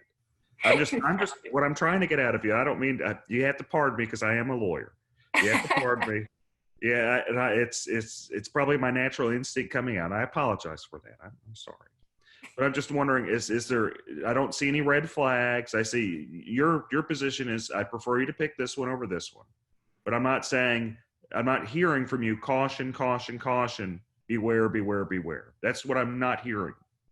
Well, and those cautions, I would urge you to listen to Mr. Colbert and Dr. Ameskia, because they are the experts on your budget. Mm-hmm. I can tell you that if you raise your minimum to $15 an hour, that you are going to be the top payer, private sector, public sector, you name it, in your area, which you already are. But as far as the impact to your budget and what that does to other programs, those would really be the things that Aaron, not necessarily TASB, but I would want you to consider those things, and they should be able to guide you to the specifics of your budget at Harris County. Thank you. Yeah. Dr. Ameskia. Go ahead, Amy. So Aaron, what I'm hearing you say is that your analysis is based on a market analysis. And to put it plainly, what you're saying is no one's paying that much right now. And so we are already paying on the high side. And so your presentation, the reason you chose to present at $12.50 an hour is because it's based on market demand being what everyone else is paying right now and how we compare to that. And then the other side of that is Dr. Ameskia's evaluation of our budget and what we can handle in paying our employees. Is that correct? That is an excellent analysis, yes. I appreciate that. Dr. Amesqua, can you give us an idea of what the pay grades are at the budget that you're presenting? It starts at 15. What are the next pay grades up? How do they? Yeah, I'd have to send you the information. I don't have it in front of me. The pay plan, so you can see that what the next pay grade would be. Yeah, I'd have to send you the boxes of what they would look like. And Aaron, would you be able to send us to us? Sorry, I was kind of looking at them. So this is, it's a little bit of a complicated scenario because with our recommendations, you know, we typically build one model and then we send the pay plans for one model. And that's, you know, for districts that want to consider multiple scenarios of pay ranges. This situation is a little bit unique because the gap is so wide. And I don't, you know, typically we wouldn't send multiple pay plans. Reason being, it can be a nightmare then to, it can be confusing to your HR and payroll departments. So I would be hesitant to send additional models until you reach the point that you say, yes, I'm going for this. So that doesn't totally answer your question, but I was going to pull some of them up and just kind of eyeball, and you know, I can give you a little bit of an idea if that's helpful. Just whatever we can get sent. Yeah. I just want to make a statement, and it is that the entire point of looking into this $15 living wage amount is not for us to be compared to other people on the market. It's for our employees to be taken care of, to ensure that our employees are able to live a good, decent life at a full-time job without having to have additional help from the government or other entities. And so it is helpful to have the market analysis and to know that we're at the top. But that's not the reason that we would be looking into this. The reason would be to make sure that our employees receive a living wage. And so, you know, if it takes a scale to get us there, we can look into that, but comparing it just to the market, I think is not what we need to be looking at.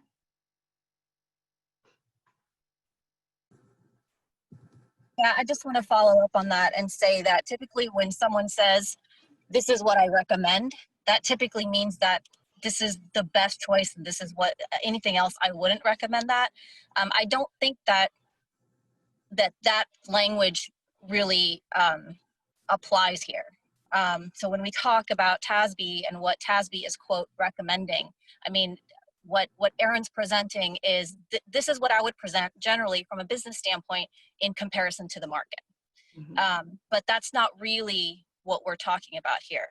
So when we use language like, that's not what TASB is recommending, then, you know, with respect to saying we want to go to $15, that's not to say that TASB is saying that that's a bad thing. It's just from a market standpoint, $12.50 is what makes sense in comparison to the market. But as Trustee Duhan just pointed out, that's not really what we're considering here.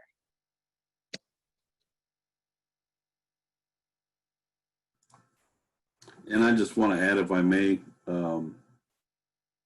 or ask, isn't this information that we're looking for contained within our HR department? The salaries and the pay grades? Yes. I don't understand why we're asking TASB for something that we should have. We have the pay grades for the current pay grades, and so we can provide that, and then we can make a we would have to make an adjustment based on the $15 minimum moving forward. So, but we have the current pay plan that we have, and we can provide copies of that. So it seems to me like what we need to focus on right now is our budget. I mean, it's good to have the really great analysis that Aaron provided us. That's great for context. But it seems to me like what we need to focus on is our budget with respect to considering the $15 an hour. Mm-hmm. Okay. And we have incorporated that into the expenditure side for the expenses. And now I am on slide 53, looking at tax information. And so the next 10 slides will be looking at what taxes and values that are going to be used in order to pay for those expenditures that have been identified.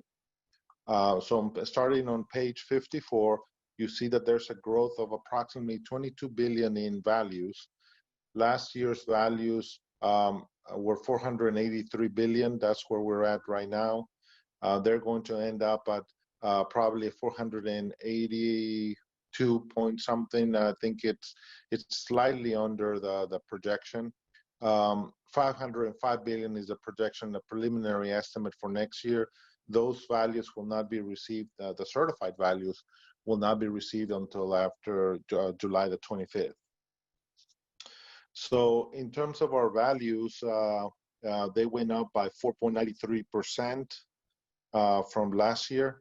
One of the large numbers that went up is residential, also in about 6 billion in commercial, and industrial as well.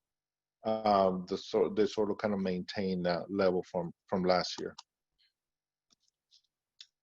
One of the things that we look at is the legislative session and any changes that come out in any laws and compliance, and how do we how does it impact our service delivery. Also, there's some changes in tax calculations and postings and terminology. So the next 5 or 6 slides, I borrowed them from Lineberger, which is our tax attorney, and they do a annual truth in taxation seminar that comes from the controller's office that basically introduces what is the what are some of the changes to the tax code for the current year. So the first slide on the slide 57 looks at the governor declare a state of disaster, and some of the things that was impacted is that there were a lot of entities that would normally be under a 3.5% election trigger, now may be able to use the 8% election trigger because of section chapter 26.04 C1 of the tax code. There's a new language. Effective tax rate is no longer calculated. The only thing that has been changed to is the no new revenue tax rate. So that's the new terminology that will be used instead of the effective tax rate. Also, rollback rate on page 58 is no longer going to be called rollback rate. It's going to be the voter approval tax rate, or the VAR. And so you'll hear me talk about a new terminology in terms of rates, where they used to be called the effective tax rate and the rollback rate. So HCDE is a taxing unit. It's a special taxing unit. We're not like cities, counties, or school districts. We're considered a special taxing unit, kind of like junior colleges, hospital districts, and any unit that has a proposed tax rate of below 2.5 cents. Since we are a special taxing unit, we're able to use an 8% trigger for voter approved elections. So that means that in order to trigger an election, we'll have to go up to 8%, which means that we don't have to, if let's say the tax rate were to go up by 7%, it will not trigger a rollback election or a voter approval election. In 2020, the taxing units will have to hold a hearing to discuss the tax rate. You have to be a notice published in the newspaper 5 days before the meeting. It can be adopted within the public hearing and must be adopted within 7 days. The notice language will change, and there are a number of changes in the notices. On page 61, you see all the notices, and we'll have to look at which one applies to us in terms of the notice of the public hearing on if there's a tax increase being considered. Also, there are some rates that are required to be posted in the county or in the tax assessor collector. It's a 5-year summary of the rates, the tax rate calculation worksheets, the name and contact of each member of the board of the governing body. So there are a number of things that we have to meet in compliance as a result of the legislative session that are in order to comply with the required tax notices on our webpage and also on the county's webpage. So here's a schedule of the taxes and the hearings and that are required. On July the 25th is a tentative date to receive the information from the appraisal district. On July the 26th, they'll begin calculations. On August the 1st, we will need to receive the certified anticipation collection rate. Now that's going to be very important for us this year because the legislature also changed that, whereas before you can just arbitrarily assume the different rate. Now you have to look at the trend and look at the last several years to see what is the rate that you're going to use in order to calculate and including the truth in taxation rate. So that reduces that flexibility now. On August the 7th, TNT calculations or truth in taxation calculations will be provided to us by August the 7th. The appraisal, chief appraisal mails the notices. There's a deadline to call for an election. If there was an election, in case we're trying to avoid an election, we should avoid it at all costs. And then August the 24th, a deadline to adopt a tax rate that exceeds the VAR, which is the rollback rate. We don't intend to do that. However, as a deadline to adopt the tax rate below the VAR, it's September the 29th. So here's the rate the last 6 years on page 64. We're at 0.0050. And then looking forward into next year, we've calculated based on the current values that the tax, the no new revenue rate would be 0.004955. That's a little bit less than the 0.0050 because of the values. Now we've assumed a 99% collection rate, and I'm going to talk a little bit more about that because we're not at 99% right now. And so when we calculate that and we embedded that this budget is predicated on adopting a rate of 0.005181, which is below the BAR, and it doesn't go above the border approved rate of 0.005351. So we're assuming that we're a special unit, which we are. We're values of 505 billion. Our collection rate currently at 96%. We're projecting at 99%. So if the rate stays at 96%, that's going to affect the tax rate, because that means that the rate has to go higher in order to be able to bring in the same revenue next year. On page 66, and you also have a handout that we printed for you, and it's in the back of the total budget. And this is this chart that says that the estimated tax rate. Now, this particular chart has two columns, column C and column D. Column D is what we've used to embed this into the estimates, and that's 0.005181. That would allow us to bring in some additional revenues to be able to meet our budget expenses by 1.9 million. And then if we were to have a 96 collection rate, then the tax rate would have to go to 5350 in order to compensate for the 3% loss of collections from taxes. So just as a comparison, and I know all these numbers will probably change between now and when we get the final values and the calculation from the appraisal district. I'll pause for any questions at this point in time, because that's taxes are usually a very important topic, and I know there may be some questions regarding our assumptions that are incorporated into the budget. I don't see anyone else with a raised hand. So Dr. Mesquith, does any other trustee have a question? Looks like Don Sumner has a question. Sure. Don, please. Hey, Jesus, you said that We are proposing a tax rate that is below the VAR. Yes. And then you said the VAR was 4.9 something? No, no, the VAR is 0.005350. Okay, so the VAR includes the 3.5% increase. That was at 8%. The VAR. So the VAR is not the same amount as last year with the current year rate. I mean, current year values. Right, right.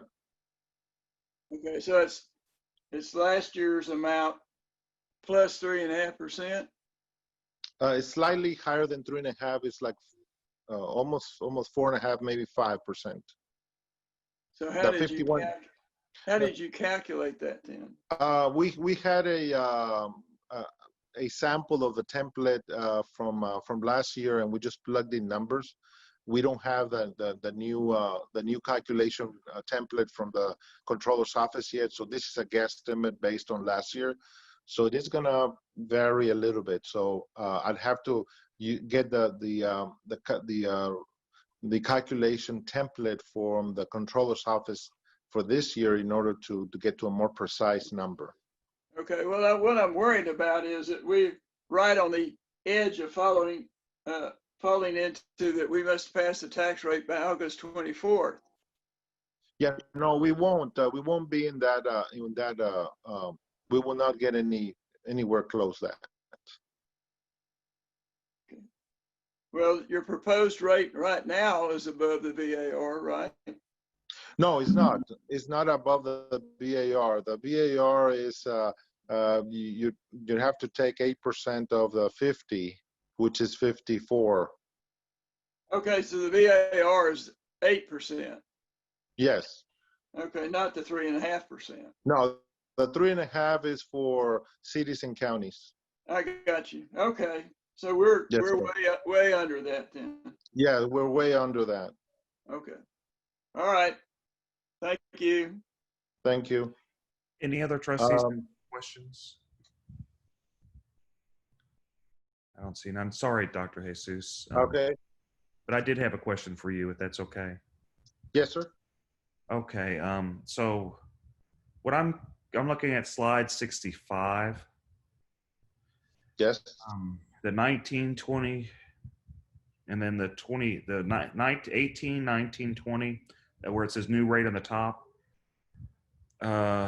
Below the VPR is what Don was referring to, right? Or what? Yeah, I'm sorry. It should say VAR. I'm sorry. It's instead of a P. I apologize for that. No, that's okay. I just want to make sure I understand that the highest rate that we could go to is 5351. That's what it seems like, an 18. And the one we're adopting or that we're proposing is 5181, isn't it? Yes, that's a proposal right now with the numbers and the calculations right now. Those are probably going to change depending on what the collection rate is. Right now, we're assuming a collection rate of 99%. If the county comes back on August the 1st and says, you know what, your tax rates last year, you collected only 96%, and I'm going to make up that number. We're at 96% right now. But let's say they come back and say, no, you're at 96%. Well, that changes because then the VAR is going to change. That is so what would be the, if we were at 96%, what would be the rate if we were at 96%? 5350. 5350. We have to be below the 8% because the VAR right now is 5351. So in order to stay under the rollback rate or the VAR, we'd have to lower it by at least one tick so to stay under that.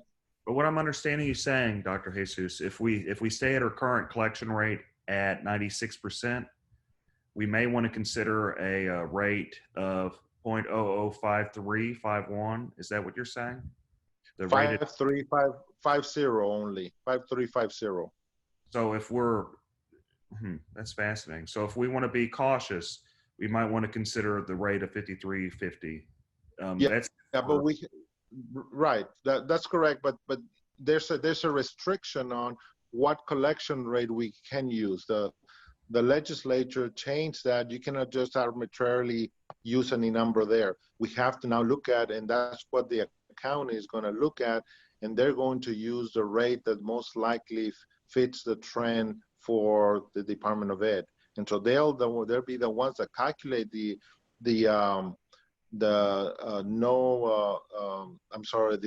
voter approval rate. They will provide that to us. What I'm giving you is a guesstimate of what I feel is going to happen, on August, whenever they give us the rate. And Dr. Jesus, we're responsible for, a large amount of employees. What I don't want to do is create a structural deficit where we're not bringing enough money, right? And That's correct. It looks like to me that because of COVID, the pandemic, it looks like we may have a lower collection rate. Right now, we're at, 96%.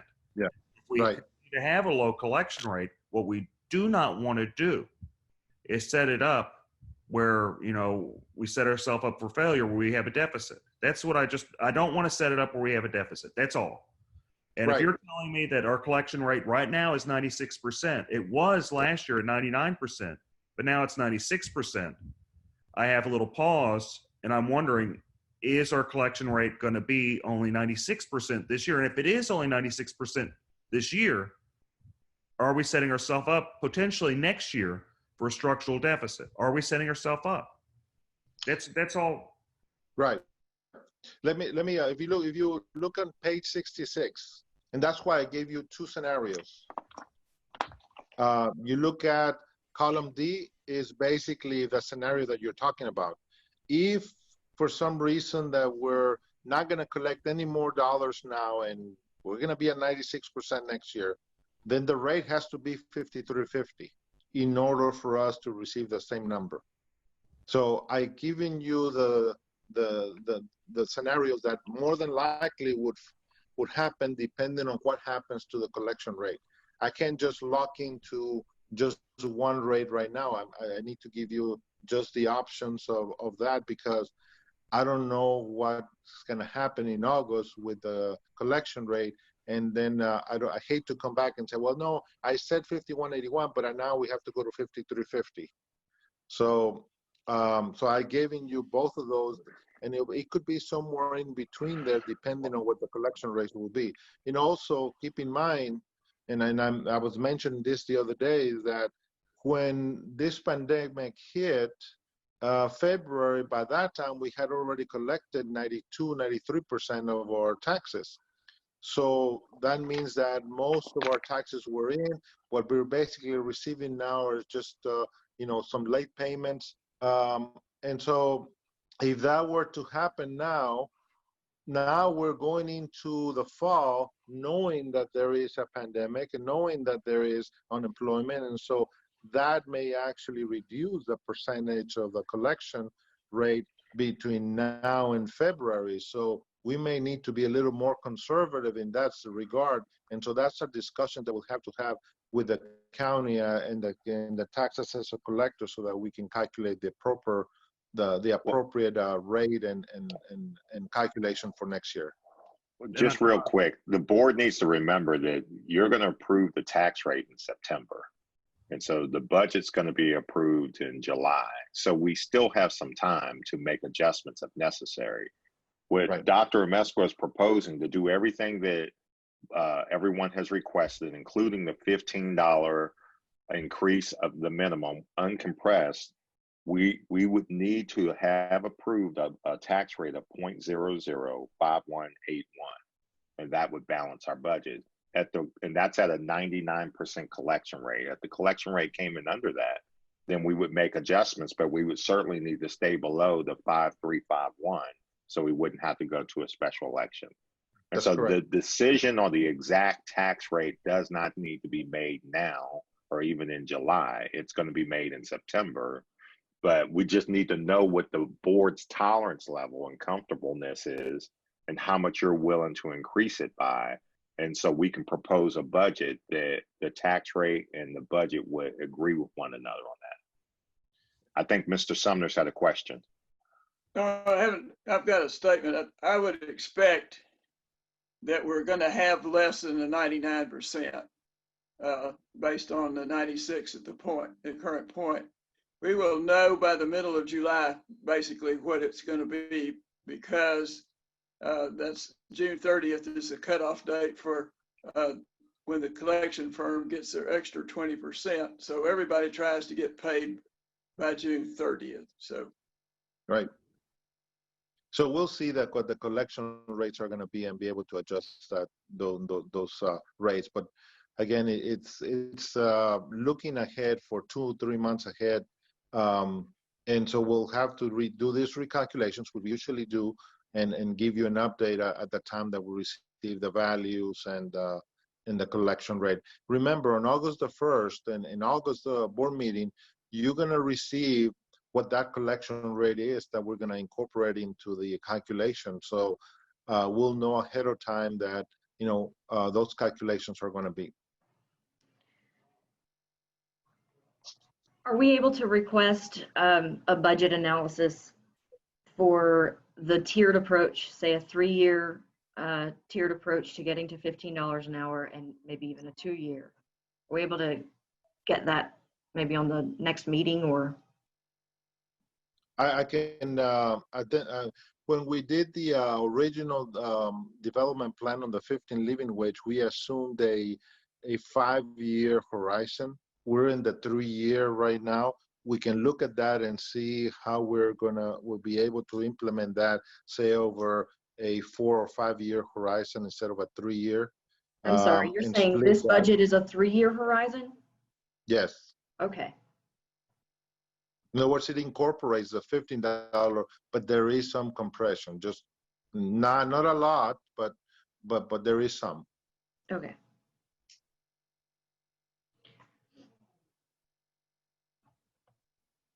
I'll look forward to seeing that Okay. budget outlay. Okay. Mr. Sumners has a question. Yeah, well, the 3-year horizon is the 15 in this year.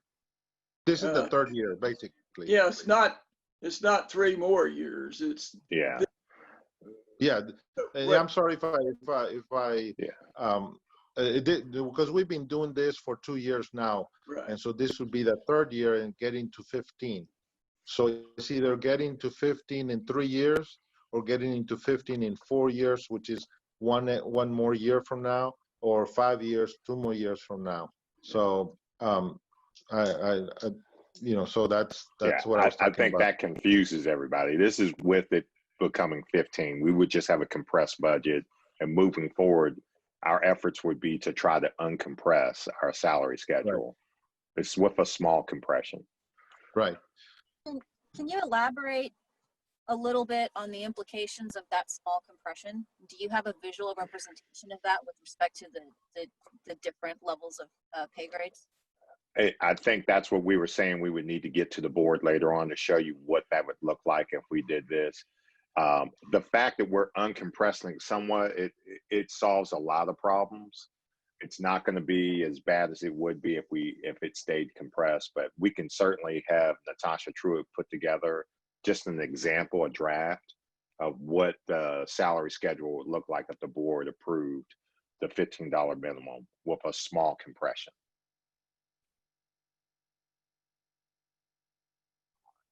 So we'll have that for the next round too. And the only problem that creates is people who are already at $15 or a little bit more may complain that people 3 pay grades below them have come up on them suddenly. And, like I said earlier, this is something that we would be able, once we get to the $15 minimum, we could slowly chip away at uncompressing our salary schedule through equity adjustments in the future budget cycles. Ms. Duhan? It seems as though, since we are #1 in the market for pay grades, that short period of time between when we have the $15 implemented and when we can decompress the salaries shouldn't be as big of an issue if we're at the top of the market. We're not going to be losing people to other places that are paying a higher rate for the same type of job. Yeah, to be fair, we don't lose a lot of people now because we have been number one in so many areas. Our goal is for our teachers to be disproportionately number one because of the type of population they deal with. The biggest impact of $15 compression or the $15 minimum will have will be to Head Start. And so that's a federally funded grant that doesn't pay those people very much at all. And for the past 2 years, we've added close to $700,000 to their salary.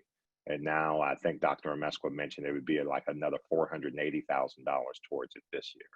So that's the people who would really come up significantly, along with some custodians, parking attendants, and some other support staff. So I just want to, sorry. Go ahead. I just want to make a comment and maybe get some feedback. Going back to the tax rate and the projection for next year, you said that February was around the time that COVID hit, and by that time we had collected 92%. And so it seems to me like even that 92% may not be representative of what we would get next year, even by those standards, by what we already received at that point by February. What are your thoughts on that?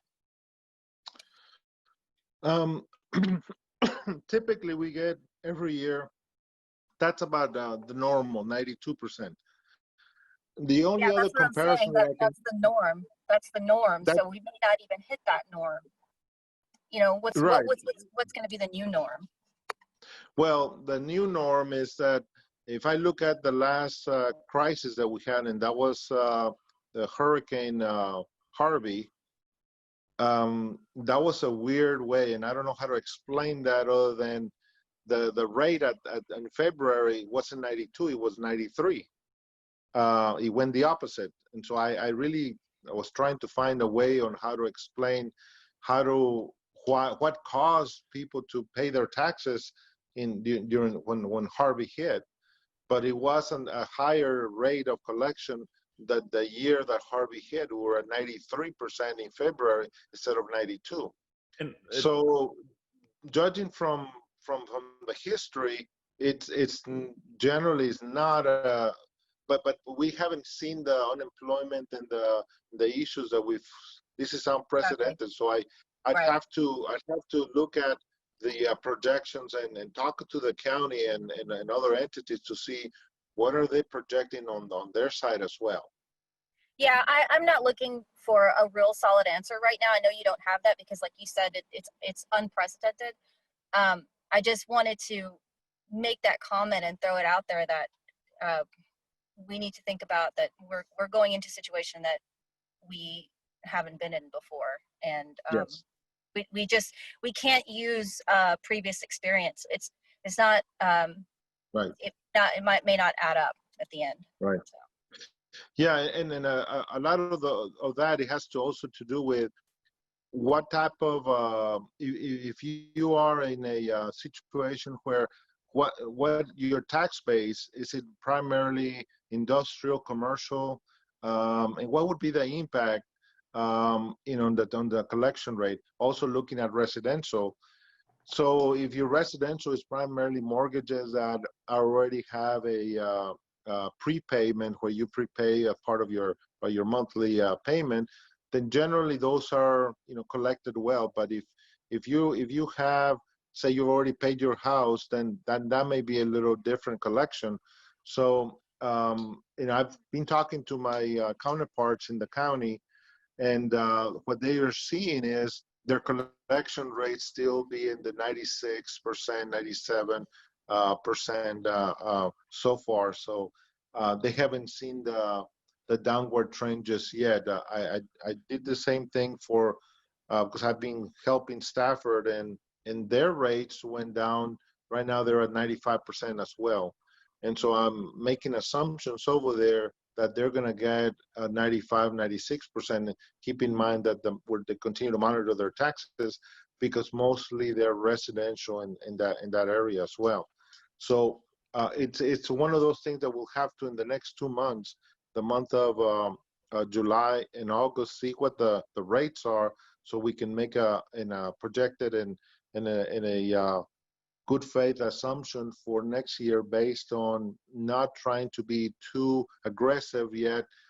Don't be too low either, because the laws don't allow us to go too down based on the trend. There's some restrictions there in terms of what the rates that we can go in the calculation. So if we've been at 98, 99, it's going to be hard for us to be able to go anything lower than 96%, because we're at 96% right now.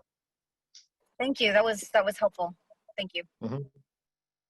I just want to add, if I may, that I recognize that the funding for the capital projects is based from the fund that's a one-time type of funding, and it's not from the budget.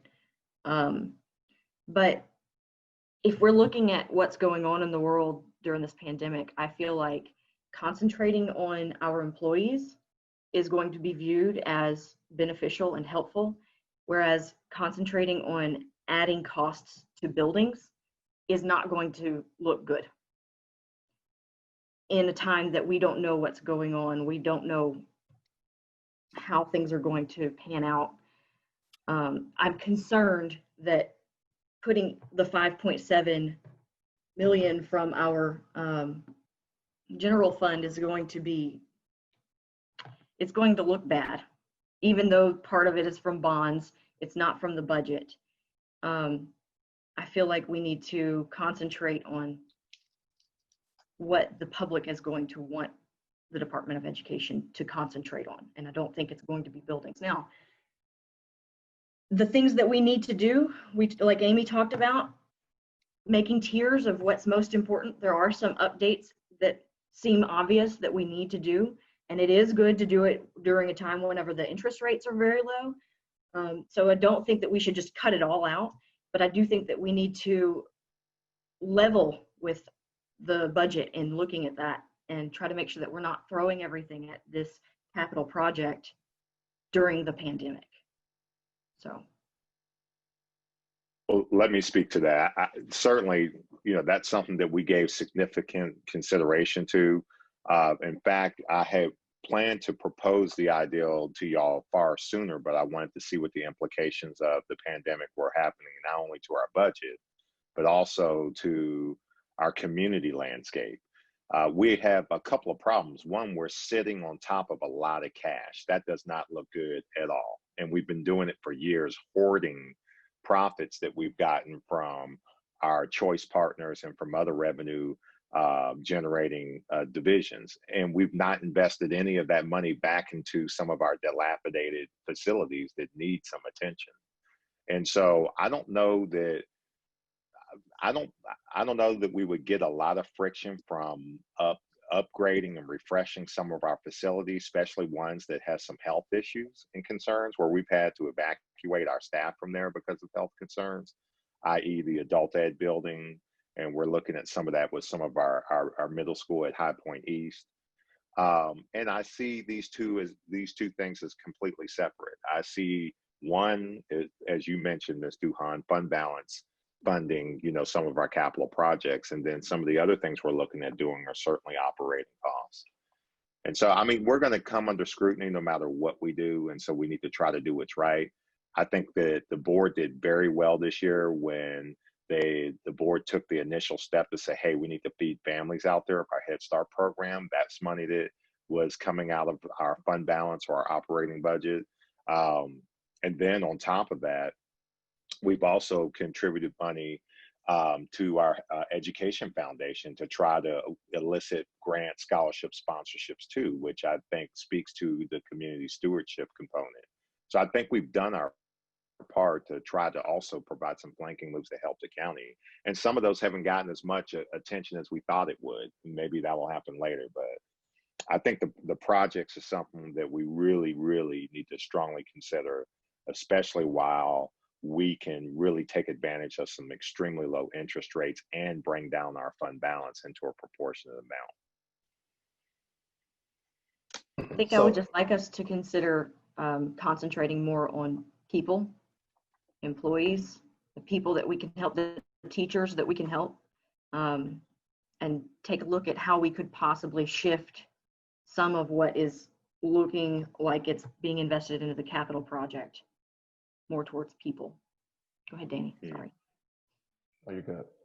So I guess I've been rather quiet, but the biggest things that I've gathered so far, and there's a lot of uncertainty, but I think as the board, what we really need to know with the budget is, it would be good to know, how this is going to, how the $15 an hour raise is going to, because the plan was already to move towards $15 an hour, and I guess we're looking at how do we maybe speeding that process up. I guess the biggest considerations is the cost to our budget and the cost with regards to compression issues. I do understand that. I do know disgruntled employees do make it that is a concern if you have employees that are saying, well, this person, it's not fair that this person is able to make as much as I did, and I've been here for 10 years and they just got here within the last year. Also, I think James, you mentioned, Ms. Colbert, you mentioned about potential concerns. I'm not sure how likely they are, but like with the state legislature, I'm not sure if you get any calls. All of those things are, we know that there's always bills that come our way that have our name on it that say to either close us down or put us in sunset or something. But I don't know if you're getting it, if the administration's getting any calls or any wind of that, but it'd be good to know that too. We know it's coming, but I'm just curious on what it is, because I mean, this year we will have somebody there at least to advocate on our behalf. But I'm just curious on what are some of those things that we should consider as part of our consideration. We want to make sure we know all the factors so we can know ultimately we're trying to plan for it. So we're trying to figure out how do we allocate the money so we can actually plan for all of these scenarios, and including potential COVID drop or potential upcoming legislators that's doing all kind of things related to it, et cetera. So I think those are all the considerations we're trying to figure out as we're making the decision on this is a solid budget, and this will accomplish the goals of making sure we take care of our families without potentially, having unforeseen issues with the collection rate or potential disgruntled employees because somebody's because compression issues, the compression is too tight. And those factors, that's ultimately what I think I'm looking at, is trying to say, okay, these are the things I need to know that would help me make that decision on this is the best path to achieve all those objectives.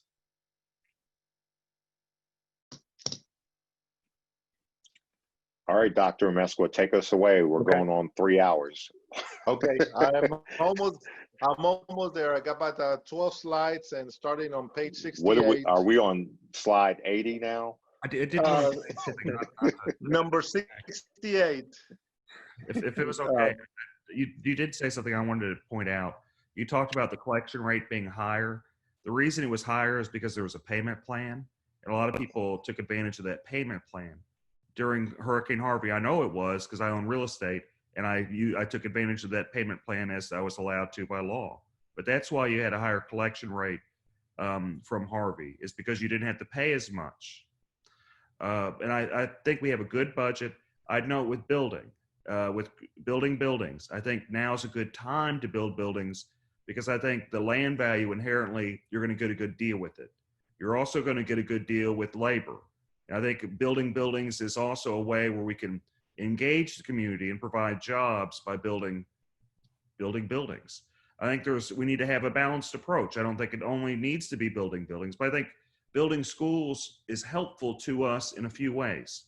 One, our criticism is that we don't have any schools. That's what I deal with all the time. We don't have any school, and those people are just they don't understand. The more schools we have, the more we're able to help people. And I think with the adult education type of schools, I think they're great. In fact, if anything, I think we need to have more drug-related schools, because those really can help people. I think we need to be sensitive that COVID exists, because it might be a minute before we're able to use the schools, but then you're in kind of a dance, because now's a good time to buy and build because you could get a really cheap rate. But what's also important, as you were saying, Andrea, we need to be focused on being able to help people. If we are going to change if we're going to have a tiered approach, going 3 years to get to $15, we need to make sure we're doing enough for COVID relief, because that seems like something we're going to have. Are we doing enough for COVID relief? Are we doing enough to helping the community? Also, are we doing enough with marketing? Because so many people don't even know this organization exists. If you look at Mattress Mac, he spends $8 million a year in marketing on his business. I spend about $1 million a year on my marketing. I don't know that we even get, and I have a much smaller business. Do we spend enough on marketing? I don't know that we do. And marketing could be helpful because it lets people know that our organization exists, and it helps fill up the schools. We're able to help communities. But regardless of any of it, I think we take a balanced approach. We try to do as much as we can and try to help as many people as we can. That's what I think. And I think for the most part, the budget's good, is that it is broad. I think we need to clean it up, but it's not bad. I don't think it's bad. So I also just want to say really quickly that I'm aligned with the sentiment that we really need to be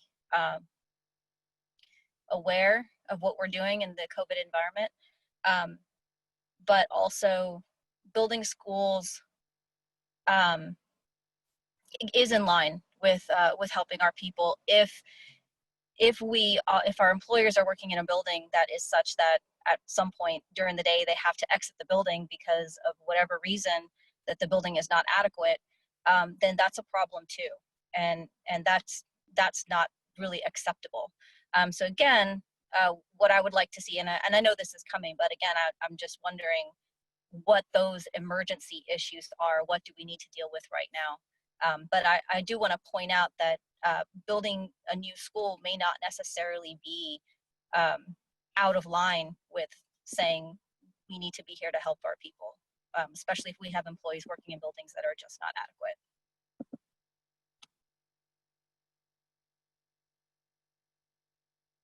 I want to add, we've heard a lot about, stepping up to pay for things that are very important, like providing a living wage for our employees, which I support.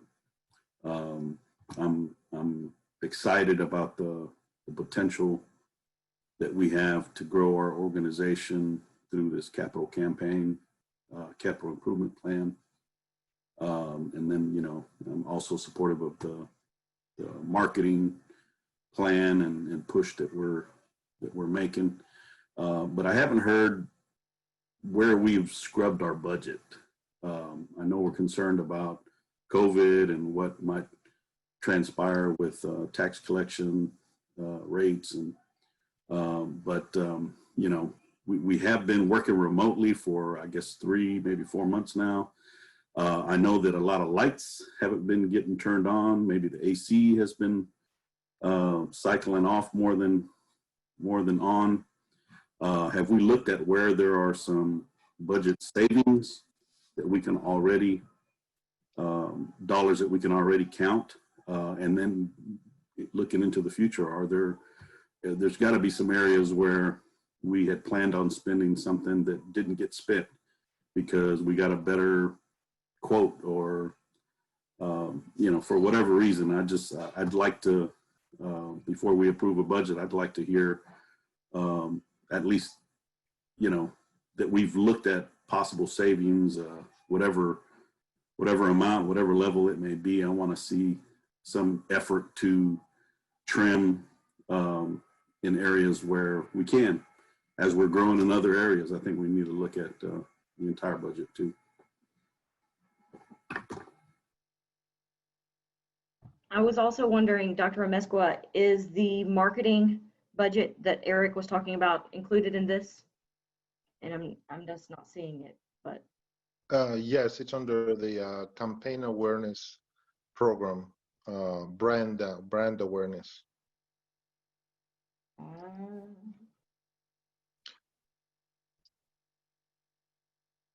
Maybe I'm just looking. I don't think I included a specific number on there, but it is part of the overall budget that's embedded for 2021. Okay. I don't believe it's very large either. I think it's, and maybe someone more can point it out.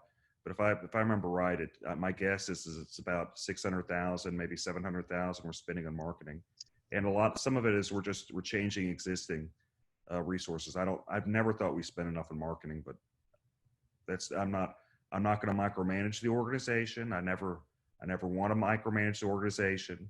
I just try to give it gentle nudges.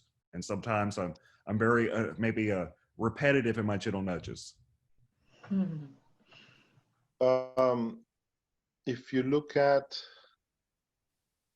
I'm trying to see where I can.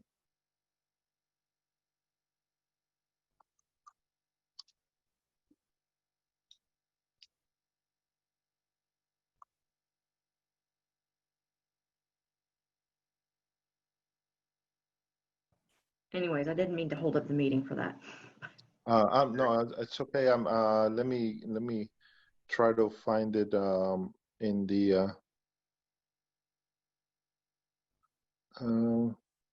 Did I not include it in the?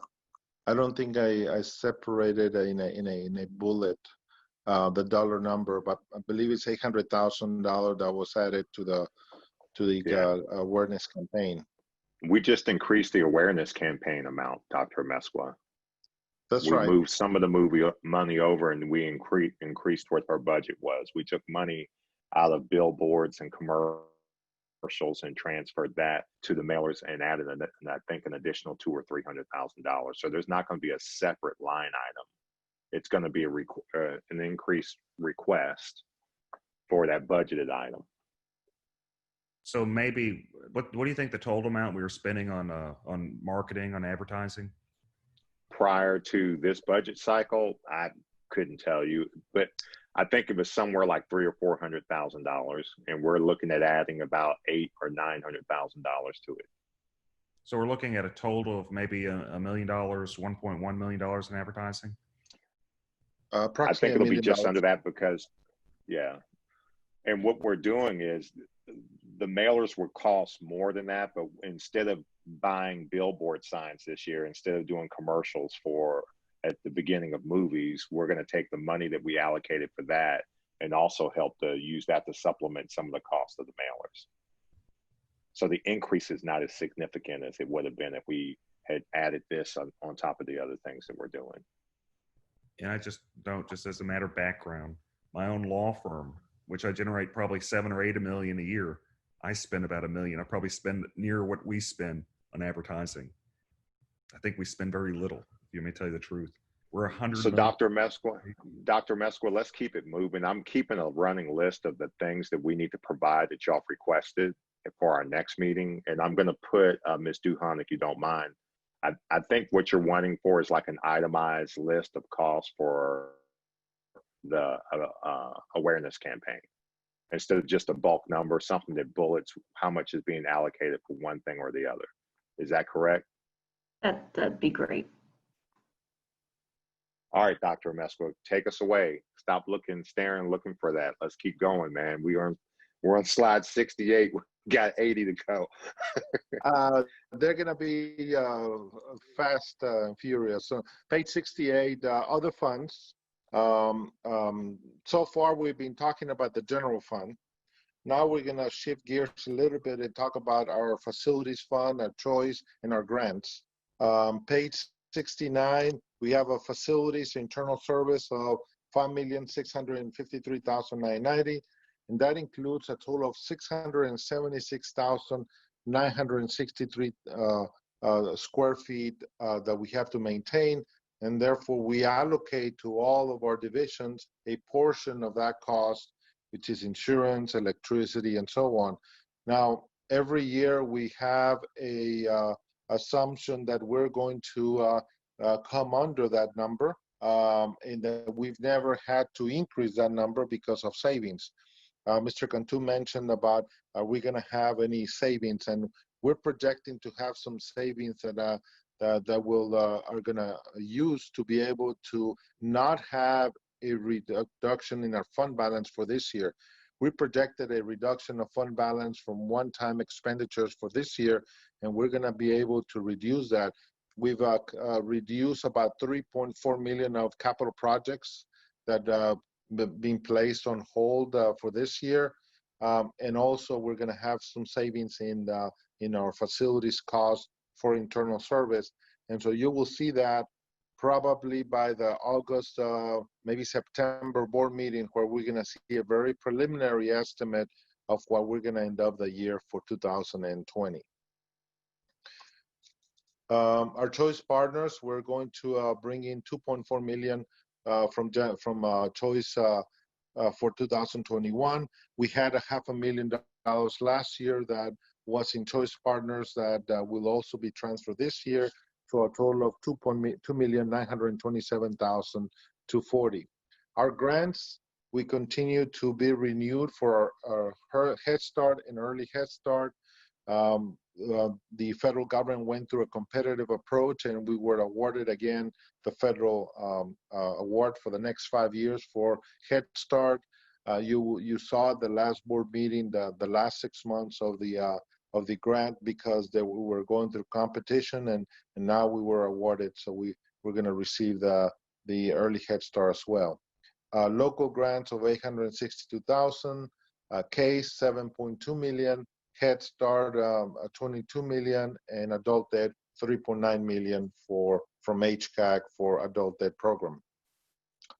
I'll continue on. We just pause for questions. Our fund balance and capital improvement plan, we ended up the year a year ago at 32.6 million. What we're hoping to do is be able to end at the same number for this year. We were projecting to reduce that number down to about 29 million because of the capital projects. And so some of the savings that we'll have this year, we're working towards making sure that we have the same fund balance for the new year, or rather for the current year. So looking at revenues and expenditures, if we end up with 27.1, which I think we're going to end up better than that, given our savings and our being able to put a freeze on some of the capital projects from last year, because we were able to use them from the money from 2 years ago. So we'll still have an even year for the year. So our projections are that we're going to end up with a higher number for this year.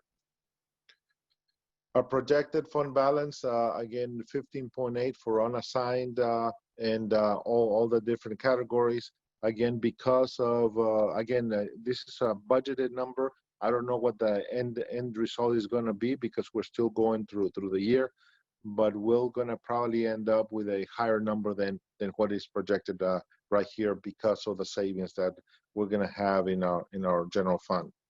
Capital projects, these are from a year ago, and I wanted to just leave this slide because this is from the slide from a year ago that was proposed at that time. AB West is complete, Fortis Academy is complete, Baytown Head Start is complete. The only thing that's pending is the parking lot. Adult Ed Cross Timbers, it was still under development. We still have a property there that we may need to dispose. Building upgrades are still in progress, and there's approximately $2 million worth of projects that are being done at some of our schools at NPO that are still needed to be completed. For next year, those are the 4 capital projects that were discussed in our capital improvement program. The Adult Ed Center, which we've been there have some observations that the federal government has made for ADA compliance in some of those buildings. Irvington remodel, High Point East Middle School, we continue to receive increasing contracts, and so is AB East, and so we want to provide the same type of building at AB East that we're providing at AB West. So our capital improvement program is $50,946,000. There's approximately $5.7 million included for from fund balance for the program. Keep in mind that number, we're hoping that number we were able to come under that so that we won't use as much there, from the capital project. If we go to the market and the market is, the rates continue to go down, we might be able to even finance that a little bit more and not have to use as much. It'll be a trade-off when we do the presentation to our rating agencies to see what kind of a balance we strike between how much we use from fund balance and how much is be able to finance in the current market. The next steps that we have is that we project to have another budget workshop in July and posting the Chronicle for board approval. We have to have 10 days approval, and then a target adoption rate in July. The certified value is in July the 25th, potential public hearing in September, and then also September 29 is the date that when we have the last, in order to be able to approve the tax rate in the September board meeting. Now, I should have included here that in August, well, that's where we're gonna receive the truth in taxation calculation from the county. And so we'll know what the calculations are in the tax rate that we need to propose at that time based on collection rates and based on values that have been certified. We've are at the end of that presentation. You do have copies of everything. We've already posted all of our reports. I'd like to point out that there is on tab number 3 of your binder, is the executive summary of the budget that is posted on our website. There's a budget book that we normally print, and it's also posted on our website that has a lot more detail than what I've gone over. It has more detail in terms of trends and collection rates and how the budget has been for the last 2-3 years. It's just a lot more data that that's included in the detail in the budget book. It is in our transparency page, and it's in our budget web page, and so it's available for public comment as well. Any questions that I can go back and I'd like to see if there are any questions or any follow-up things that I need to. It looks like I have about 4 items that I have listed. So Dr. Amezcua, let me go through a list. Dr. Amezcua, let me go through a list of action items that the board has requested for the next meeting. And I'm sure I missed some things that you may have picked up or that they may add. One of the items was for the next meeting, a salary schedule that's uncompressed. So what would the implications of our salary schedule be so we could see potential gaps between pay grades if we implemented the $15 an hour minimum. Another thing that I heard, I like this quote, scrubbed our budget. That came from Mr. Cantu, meaning what potential cost savings have we gotten as a byproduct of COVID-19? So we can certainly look at that. Another item is itemized list of the awareness campaign. So break down the awareness campaign budget that we're proposing, not the one that has already happened last year, but with the mailer and stuff like that. And so we could break down the cost and actually highlight exactly how much more are we adding to that budget from last year. Anything I missed, Dr. Amezcua, that you may have gotten? Because there was some stuff at the beginning, I think. Yeah, I think it's it was just the pay plan. I think you mentioned in the salary schedule and compressed, but I will also provide the current pay plan for the 1250 plan that I think Mr. Cantu mentioned. And also there was a question about what it would look like if we were to implement the $15 on a 3-year horizon going forward, not just this year, but say deferred for 2 more years. What would those look like on a 3-year horizon from now? And I think that was it. I didn't. The other ones you had them in your list. Any board members? Is there anything that we missed? I'm just trying to get down our homework assignments prior to our July meeting. I just have one more question. I think this actually might be more to Aaron. I don't know if she's still there, but the increases for teachers, was that comparative to the projected market increase? So that it was the 4% increase for teachers and the 2% for others. Is that based on what the market is increasing, and it's similar to what the market increase is going to be? Well, so that's a great question, and we of course can't predict what the market is going to do next year. Sure. I wish I had a crystal ball, but so based on assumptions of what the market will well, so the recommendations are based on conversations that we had with your administration and your goals as an entity. You know, we were trying to you know, maintain your position as a top payer. So yes, and of course it's all market based, but no, I don't anticipate that all of the districts around you are going to give a 4% teacher pay increase. I'd be very surprised. So that increase, if you're able to give it, is going to put you in a really strong position, which is where you want to be.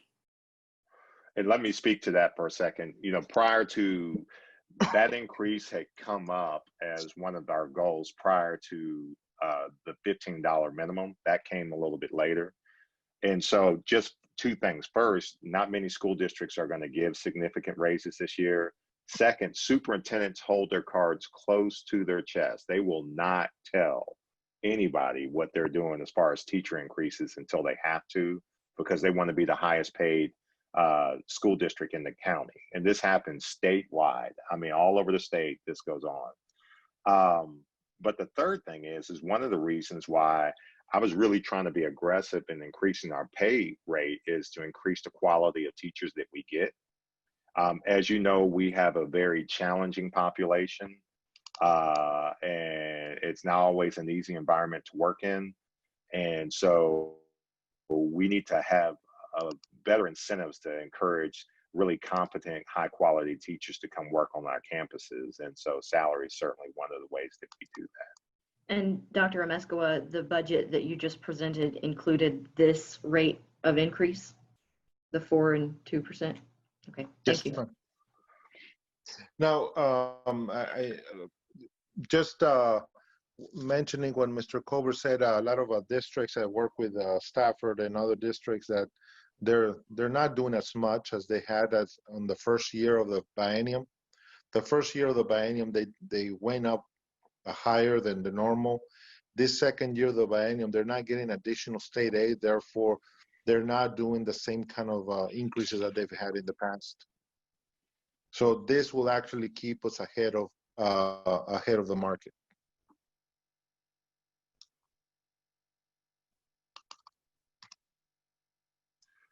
I want to note how impressed I am with all the board members, how interested we were in this. It's kind of refreshing that we have a team that really wants to take part, and we're all very interested in the department, and we're all very interested in the well-being. Y'all have done a very good job. I'm sorry if we were kind of digging in there deep. It's because we're really curious. We really enjoy this organization. We're very proud of it. We're very proud of the hard work y'all have done, and we're sorry for giving you homework. If you can't tell, all of us, we love this organization. We want to continue to do good work and to just go over the top with how, you know, and in this time of crisis, it's our chance to shine. And I think all of us want that to happen. Thank y'all so much. Well, let me just say that first, it doesn't seem like y'all are very sorry to give us homework. We're actually happy to have it. And I've done 10 budget sessions in my career, and this is one of the best ones. And I love it. I love the feedback because I think that, you know, I think the budget is something that we need to be proud of, and we need to be able to brag about. And it should give us chills knowing what we're doing and having a greater impact. So I love the discussion, and Dr. Scales, along with the rest of the executive leadership team, will talk about this, and we will follow through and make sure that we answer all the questions that you have. I appreciate your patience too for hanging with us for 3 hours and 12 minutes. That's all we have. President Dick, do you want to bring the meeting to adjournment? Is that what she needs? Yeah. Sarah, do I have to do it by motion? Yes, you should, because it is a formal meeting. Do I have okay, maybe let's see where I can see the hands. Do I have a motion? Make a motion. So moved by, motion was made by Danny Norris and seconded by Richard Cantu. And I imagine this is a motion to adjourn. Is that right? Yes. Okay. Is there any discussion on this motion to adjourn? Seeing none, let's put it for a vote. President Dick, Yes. Vice President Norris, Yes. Trustee Sumners. Can you give me a thumbs up, Trustee Sumners? Okay. Trustee Duhan Yes. and Trustee Cantu. Yes. Motion passes 6-0. The meeting is adjourned. It is 1:13 p.m.